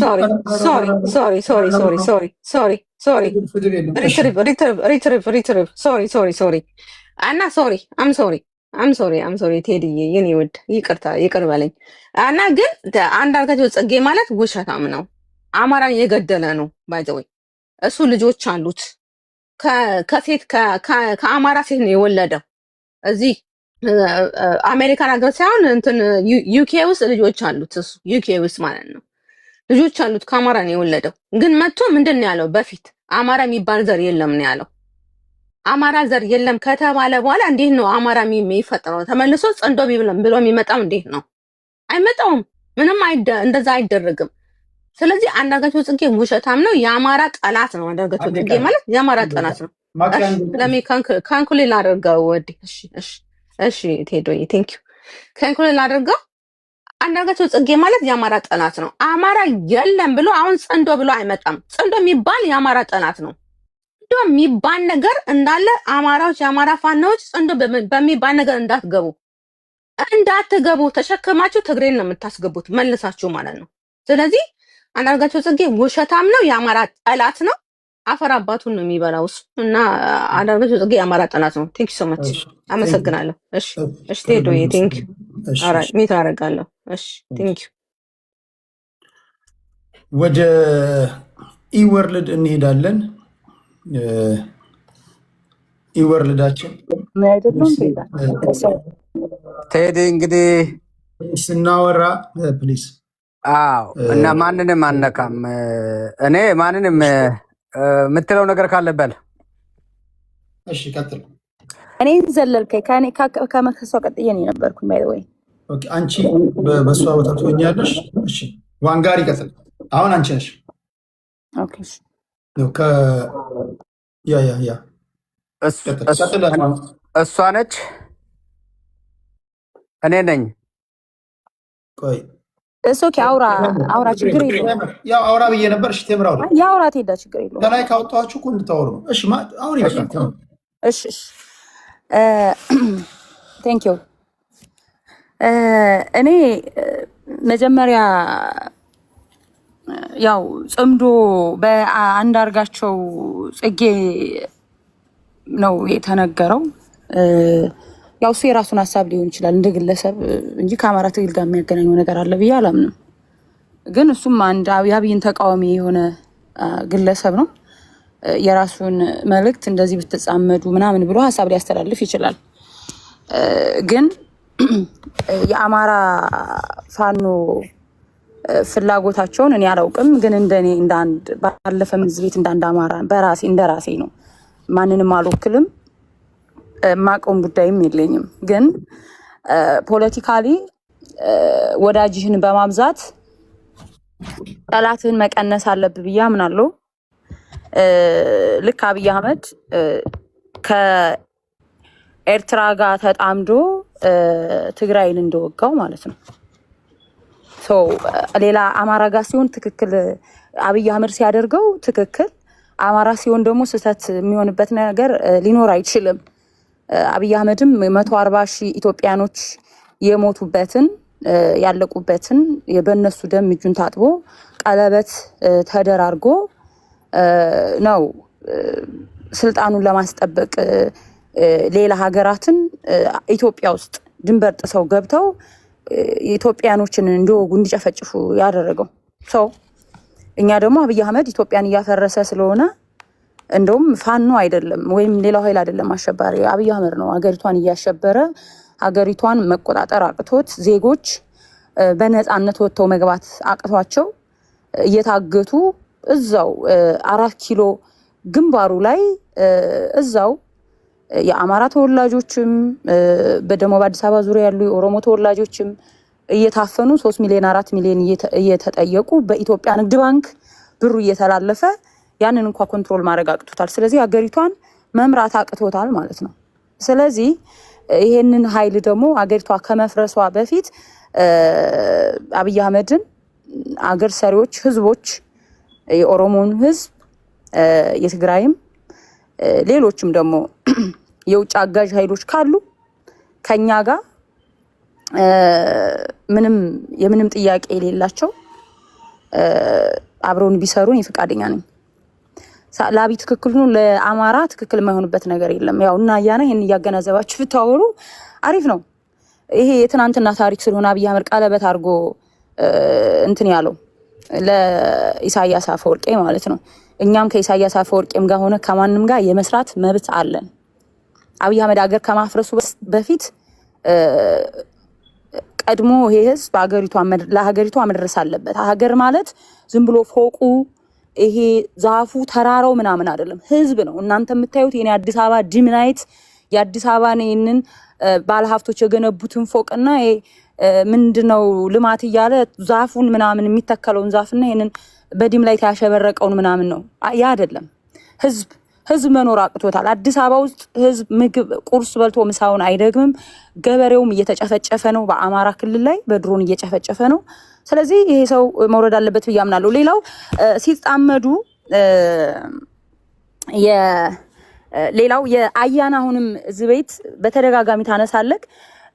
በፋኖ ውስጥ ያሉ ልዩነቶችን ምሳሌ አሁን በቅርብ ቀን ጎጃም ላይ የተፈጠረችውን ነገር በቃ ለማባባስ ምናምን ወገብን አስረክ ነው የምትጮኸውና ማወቅ ያለብክ አብይ አህመድ ባለፈም ነግሬሃለሁ እነ ቲም ለማ ብለው እነ ለማን የትግሉ ሞተር የተባሉትን በጠረባ ብሎ በኢትዮጵያ ህዝብ ፊት ሞት ካልሆነ እኛ የሚለየን ነገር የለም ያለውን በጠረባ ብሎ ጥሎ አባሮ እነ ጆሃርን ቂጣቸውን ገልቦ ገርፎ እነ አጫሉ ሁንደሳን ገሎ አሁን ደግሞ እነ ታዴ ማነው ደንደአኑ ምናምን የሚባለውን አስሮ እየገረፈ ነው። ገብቷል? ያናንተ እንደዛ እያረገ የናንተ ትክክል ነው። እኛ ውስጥም ደግሞ ችግር ካለ ህግ አለን። በህግ መሰረት ይቀጣጣሉ። አለቀ። ሊፈጠር ይችላል። ሰው አብሮ ሲሰራ ይጋጫል። አዲስ ነገር የለም እና ባታለቃቅስ ሁልጊዜ ጥሩ ነው ምልክ ላንተ ነው። ይሄን መልእክት ማስተላልፍልክ ሁልጊዜ ልዩነት ልታሰፋ በጣም ትጣጣራለህ። ግን አብይ አህመድ እያረገ ያለውን ደግሞ እኛ ወይ ውሮች አይደለንም። ብዙ ያልታወቁ ብዙ ኃይሎችን ገሏል። ከራሳችሁ አሁን እየጠራው ያለው ከኦሮሞ ተወላጆች አብሮት የታገሉትን ዋጋ እያስከፈላቸው እንደሆነ ልንገርህ ብዬ ነው። ልዩነት ስለሚኖር ማለት ነው። ይሄንን በደንብ መረዳት አለብህ። ሌላው አይ ቲንክ ደቂቃዬ እንትን ካለ ሌላ አለኝ። እሱ ምንድነው የኛ አማራ ሲጻመድ ምሳሌ ከትግራይ ኃይሎች ጋር ሌሎቹ ጋር እንትንም ኤርትራም የወደብ ጉዳይ ነው። እኛ በዲፕሎማሲ ነው ሰጥቶ መቀበል። ከኛ የሆነ ነገር ትጠቀማለች ወደፊት። እኛ አገሪቷን ስንመራት ምንም ጦርነትም ሊኖር አይችልም አገሪቷ ላይ። ለዛም ነው ከተለያዩ ከአብይ አህመድ ያፈነገጡ ኃይሎች እኛ መጀመሪያ ጫካ ላይ ተስማምተን በአንድነት ወደ 4 ኪሎ ያው ለስልጣን ሸርም ስለሚመጡ ማለት ነው እነዚህ ኃይሎች መግባትም የምንፈልገው እና ከትግራይ ኃይሎች ጋር ሌሎቹ እንዳሉ ሆነው ከትግራይ ኃይሎች ጋር መጻመድ ከታሰበ እኔ እንደ አማራ ለጀግኖቼ መሬት ላይ ላሉ ጀግኖች ከመጻመዳቸው ወይም አንድነት አሊያንስ ከመፈጠሩ በፊት ከትግራይ ኃይል ጋር ከአንድነት ከመፈጠሩ በፊት ማስፈረም ከትግራይ ኃይል ጋር ከመጻመዳቸው በፊት ማስፈረም ወይም መስማማት አለባቸው ብዬ የማምናቸው ነገሮች አሉ። ምሳሌ በወልቃይትና ራያ ዙሪያ የአማራ መሆኑን አምነው መስጠት አለባቸው ብዬ አምናለሁ። ይሄ ደግሞ በቃላት ወይም 4 ኪሎ ስንገባ እንስማማለን ሳይሆን አሁኑ በኢንተርናሽናል በሆነ መፈራረም አለባቸው ብዬ አስባለሁ። ሌላው ደግሞ ይሄንን ትግል ከአማራ ጋር የሚጻመዱ የአማራ አብዮት መሆኑን ማመን አለባቸው። እነሱ አጋዡ ነው። ያው አገሪቷ እንደ ሀገር አብረን ነው ስልጣኑን ሁሉንም ሸር የምናደርገው። ግን ይሄ አብዮት የአማራ መበደላም ነው። የአማራ አብዮት መሆኑን ትግል በዋና መሪነት አማራ መሆኑን ማመን አለባቸው። ሌላው ደግሞ ሀገሪቷን በሚያስተዳድሩ ጊዜ ያው ቲፒኤልኤፎች አማራን እንደበደሉ አምነው ይቅርታ ጠይቀው ለትግሉ የሚያስፈልገውን እገዛ ማድረግ እንዳለባቸው አምነው መስማማት አለባቸው። በህገ መንግስቱ ዙሪያ ህገ መንግስቱ አማራን ያልወከለ ስለሆነ በሱ ዙሪያም ቀድመው ስምምነት አማራ የሚወከልበት ህገ መንግስት እንዲመሰረት እንዳድስ ቀድመው እዛው ጫካ ውስጥ እንዳሉ ያው እዛ 4 ኪሎ ከተገባ በኋላ ሌላ ሰጠገባ ውስጥ እንዳይገባ እንትን ማለት አለባቸው ብዬ አምናለሁ። መስማማት አለባቸው። ምክንያቱም እንደገና እዛ አሁን ቅድም አያናም እያነሳው ነበር ወይም ቴዲን መሰለኝ ቴዲ እዛ መተኳኮስ መገዳደል እንዳይኖር በእንደነዚህ አይነት ነገሮች ተስማምተው ጉዞ ካደረጉ ይቺ ሀገር የሁላችንም ናት። እንደ ሀገር መስራት የፈለገ የኦሮሞም ሆነ የቲፒኤልኤፍ ኃይል ከኛ ጋር ወይም የሌላው ኃይል ከኛ ጋር የመስራት እንትን አለው ብዬ አምናለሁ። ግን የኛ ኃይሎች በጥንቃቄ ማድረግ አለባቸው ትግላችን እንዳይጠለፍ። በተለይ ደግሞ ከቲፒኤልኤፍ ጋር የሚደረገው አሊያንስ ታሪካቸው ያው አብሯቸው የታገሉ የኦነግ ኃይሎችን ካሁን በፊት አሸባሪ ናቸው በማለት የሆነ ነገር አድርገዋል ተብሏል። እሱንም በማየት በጥንቃቄ እንዳደረጉት ነው እኔ ከራሴ አድቫይስ ማረገው። እንደ ራሴ ነው። እነሱ ከኔ የተሻሉ ናቸው ፋኖን የሚመሩ። ግን ዝም ብዬ የሚያሳስበኝ ነገር እንደ አንድ አማራ መናገር እፈልጋለሁ። ቴንኪው ቴምር። እኔ እግረ መንገዳችሁንም እንድታያይዙ ስለፈለግኩኝ ነው። መጣመድም ወደ ድል ይወስደናል ካላችሁም መብት ነው። አሁን ህዝቡ ለሚጠይቀው ጥያቄ መልስ ሲኖራችሁ የሆነው ወይ የሚለው ለማወቅ ነው። ሪትን የሆነ አግሪመንት እንደሌላችሁ ያስታውቃል። አትሊስት ኦራሊ ተነጋግራችኋል። ቨርባል የሆነ አግሪመንት አላችሁ። በምን ጉዳይ ላይ ተነጋግራችሁ? የአገር ሰው ሲተርት በጽሁፍ ያለ ይወረሳል፣ በቃል ያለ ይረሳል ይላል። አትሊስት በቃል ደረጃ ኦኬ እንዲህ እናደርጋለን ብላችሁ እንደው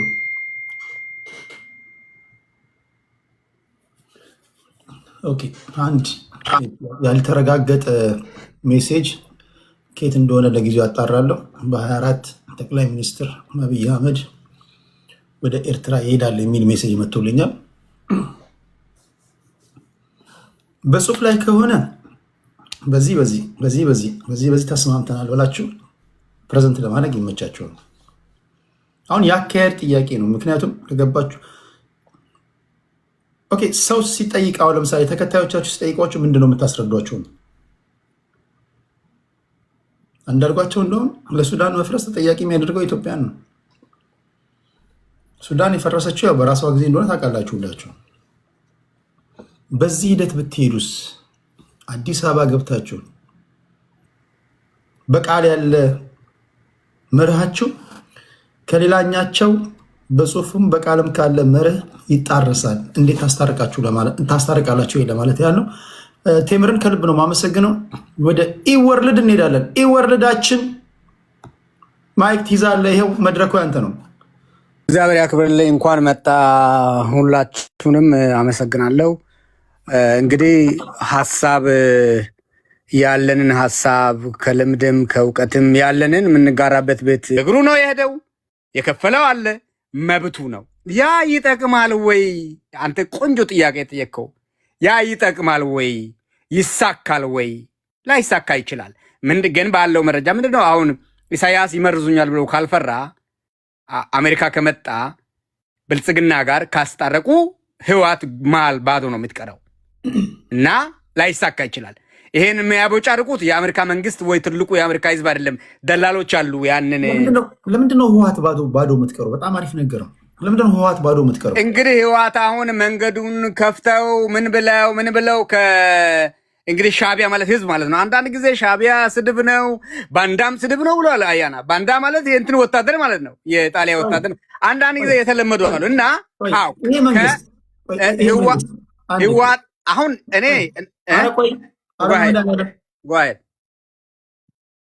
ሻቢያና ወይም የሻቢያ መንግስትና የፌዴራል መንግስት ወይም የብልጽግና የግጭታቸው ዋና መንስኤ ፕሪቶሪያ ላይ ለምን ተስማማችሁ ሳንጨርሳቸው በሚል ነው። እንግዲህ ለቅመን የህዋት ሰዎችን እንግዲህ ቴዲ በደንብ ስለጠየቀኝ የፖለቲካ ካልቸር ነው። የፖለቲካ ካልቸር ስልሳዎቹን እንደጨረስ ነው እንጨርስ ነበረ። እሺ ደብረ ጽዮን መጥቶ ልጨርሶችን ደብረ ጽዮን ራሱ መጥቶ አብይ እንዳመሰገነው አብይ አተረፈ። ኢሳያስ ጋር ተጣላ። እውነቱ ማለት ነው። እኛ ሞራል ይጠይቀናል አንዳንድ ጊዜ። እኔ ማንንም ቢሆን ሀቅ ቅድም ብሏላ። ሀቅ ኦሮምኛ ተረት ነች። ደስ የሚል ተረቱ አንድ ነው። እዛ ጋር ሀቅ አንድ ጊዜ አድምጠኝ። አሁን የፕሪቶሪያ ስምምነት ሲፈረም በጣም በቀላል አማርኛ ለመናገር ያለ ሻቢያና ብልጽግና ጸብ ውስጥ ገቡ። ምክንያቱም ሻቢያ ከብልጽግና ጋር መጀመሪያ የተስማማበት ቲፒኤልኤፍን በመምታት ጉዳይ ነበር። እሺ የብልጽግና መንግስት ከቲፒኤልኤፍ ጋር ተስማማ ማለት ሻቢያ አኮረፈ ማለት ነው። ለምን ቲፒኤልኤፍን ሳናጠፋ ተካድን ነው። ቲፒኤልኤፍ ሳንጨርስ ሳናጠፋ የፌዴራል መንግስቱ ስለተፈራረመ ነው ከብልጽግና ጋር የተጣላሁት የሚል ኢንቴንት ያለው ሻቢያ እንዴት ነው አይ ብሎ ቢያንስ ሰላማዊ ስምምነት ያስፈልጋል፣ ነገሮችን ከዚህ ቀጥሎ ያለውን በንግግር ብሎ ፕሪቶሪያ ላይ የተፈራረመ አካል ጋር ሳንጨርሰው ካለ ጋር አላያንስ ፈጥሮ ድጋሚ የሰላም ስምምነት የተፈራረመ አካል ጠላት ሆኖ አላያንስ የሚፈጥሩት ገብቷችኋል? እኔ ገብቶኛል፣ በጣም እኔ ገብቶኛል። ግን ሀቁን ከደፈጠጥ ነው የፖለቲካ ሂስትሪ ታሪክ ነገ የሚያወጣውን ሚዲያ ይዘት የኢትዮጵያን ህዝብ ይዘ ብዙ ሰው ነው ብዙ ሺህ ሰው የሚያየውን ካልን መጀመሪያ አብይ ቅድም ልጅቱ ብላለች አብይ ኤርትራ ሄዶ ኤርትራ ጎረቤት ሀገር ሆናለች። ትግራይ ግን የትግራይ ህዝብ የኢትዮጵያ ህዝብ ነው። ፌዴሬሽን ውስጥ ያለ ነው ያለውን ስዩም መስፍን የተረሸነበት እኮ ነው። ቴዲ አሁን ስዩም ሰው አልረሸነም ወይ? እኔ ጽፌያለሁ አርቲክል ዘላለ ስሜን አልናገርም። እዛ ስዩም እኔ እምነቴ ሰውን የገደለ ሰው ይሞታል ስለምል ስለገደለ ነው አትግደለኝ እያለ እያለቀሰ ስለገደለ ነው ወይ ምናምን ጥያቄ የሃይማኖት ጥያቄ አምጥቼ ነበር። ቴዎክራሲ ይሉታል። ኤኒሃው ከተረሸነ በኋላ ለቅሜ ልጨርስ 60ዎቹን ድሮ መንግስቱ ኃይለማርያም ስለጨረሰ እና ፕሮፌሰር መስፍን ሳይሞት በፊት አንድ ሆቴል ውስጥ ሰብስባቸው ብሎ ነበረ እና አዋቂም አላዋቂም ወንጀለኛውም ይሞታል አንድ ላይ የፖለቲካ ታሪክ ይሆናል የፖለቲካ ባህል ይሆናል እና መጥፎ ነው ነበረ። በሳይንሱ እንሄድ ስል ጀዋር ይቃወም ነበር። ኮምፓራቲቭ ፖለቲክስ ያጠናው ኮምፔር አድርጎ ይቃወም ነበር። እኔው ከዛ መጡና ፊልድ ማርሻል እኔ በጣም ስለምወደው ሰውየው በግል ብርሃኑ ጁላ መጥቶ በቃቸው አለ። በቃ ይሄ ህዝብ ይበቃዋል አለ። ሄጂሞኒ ፋኖ ጥቁር ጠመንጃ ምናምን ሰረቀ ብሎ ሄጂሞኒን ኦሮማራ ላይ ኦሮ ይዛል ወይ ማራ ይዛል በሚለው ተጣሉ። ሲካፈሉ ወደኋላ ሮጡና ህዝብን አስገድለው 1 ሚሊዮን ሰው አስጨርሰው ጄኖሳይድ ምናምን በሚለው ፈጥረው 4 ኪሎ ማን ይዛል በሚለው መጥቶ ተጣሉ። ክቡር የአማራ ህዝብ አለ። የአማራ ህዝብ ጠላት የኔ ጠላት ነው ማለት አለብኝ። የኦሮሞ ህዝብ ጠላት የኔ ጠላት ነው ማለት ነው። አሁን ለአንዱ ማን ይሰራ እዛ ላይ ነው አሁን ድጋፍ ምን ሰጠው። ተጣሉ። ኦኬ ሲጣሉ አሁን ህወሓት እንግዲህ ጄኖሳይድ የፈጸመችው ሻዕቢያ የሚለውን ትርክት ትተው በሩ እንዲከፈት ተስማሙ። አሁን አብይ ተገለለ፣ ብልጽግና ተገለለ ማለት ነው። የአብይ አድሚኒስትሬሽን የትራምፕ አድሚኒስትሬሽን ስለምንል ነው ምለው። እኔ ዝም ብዬ አልልም።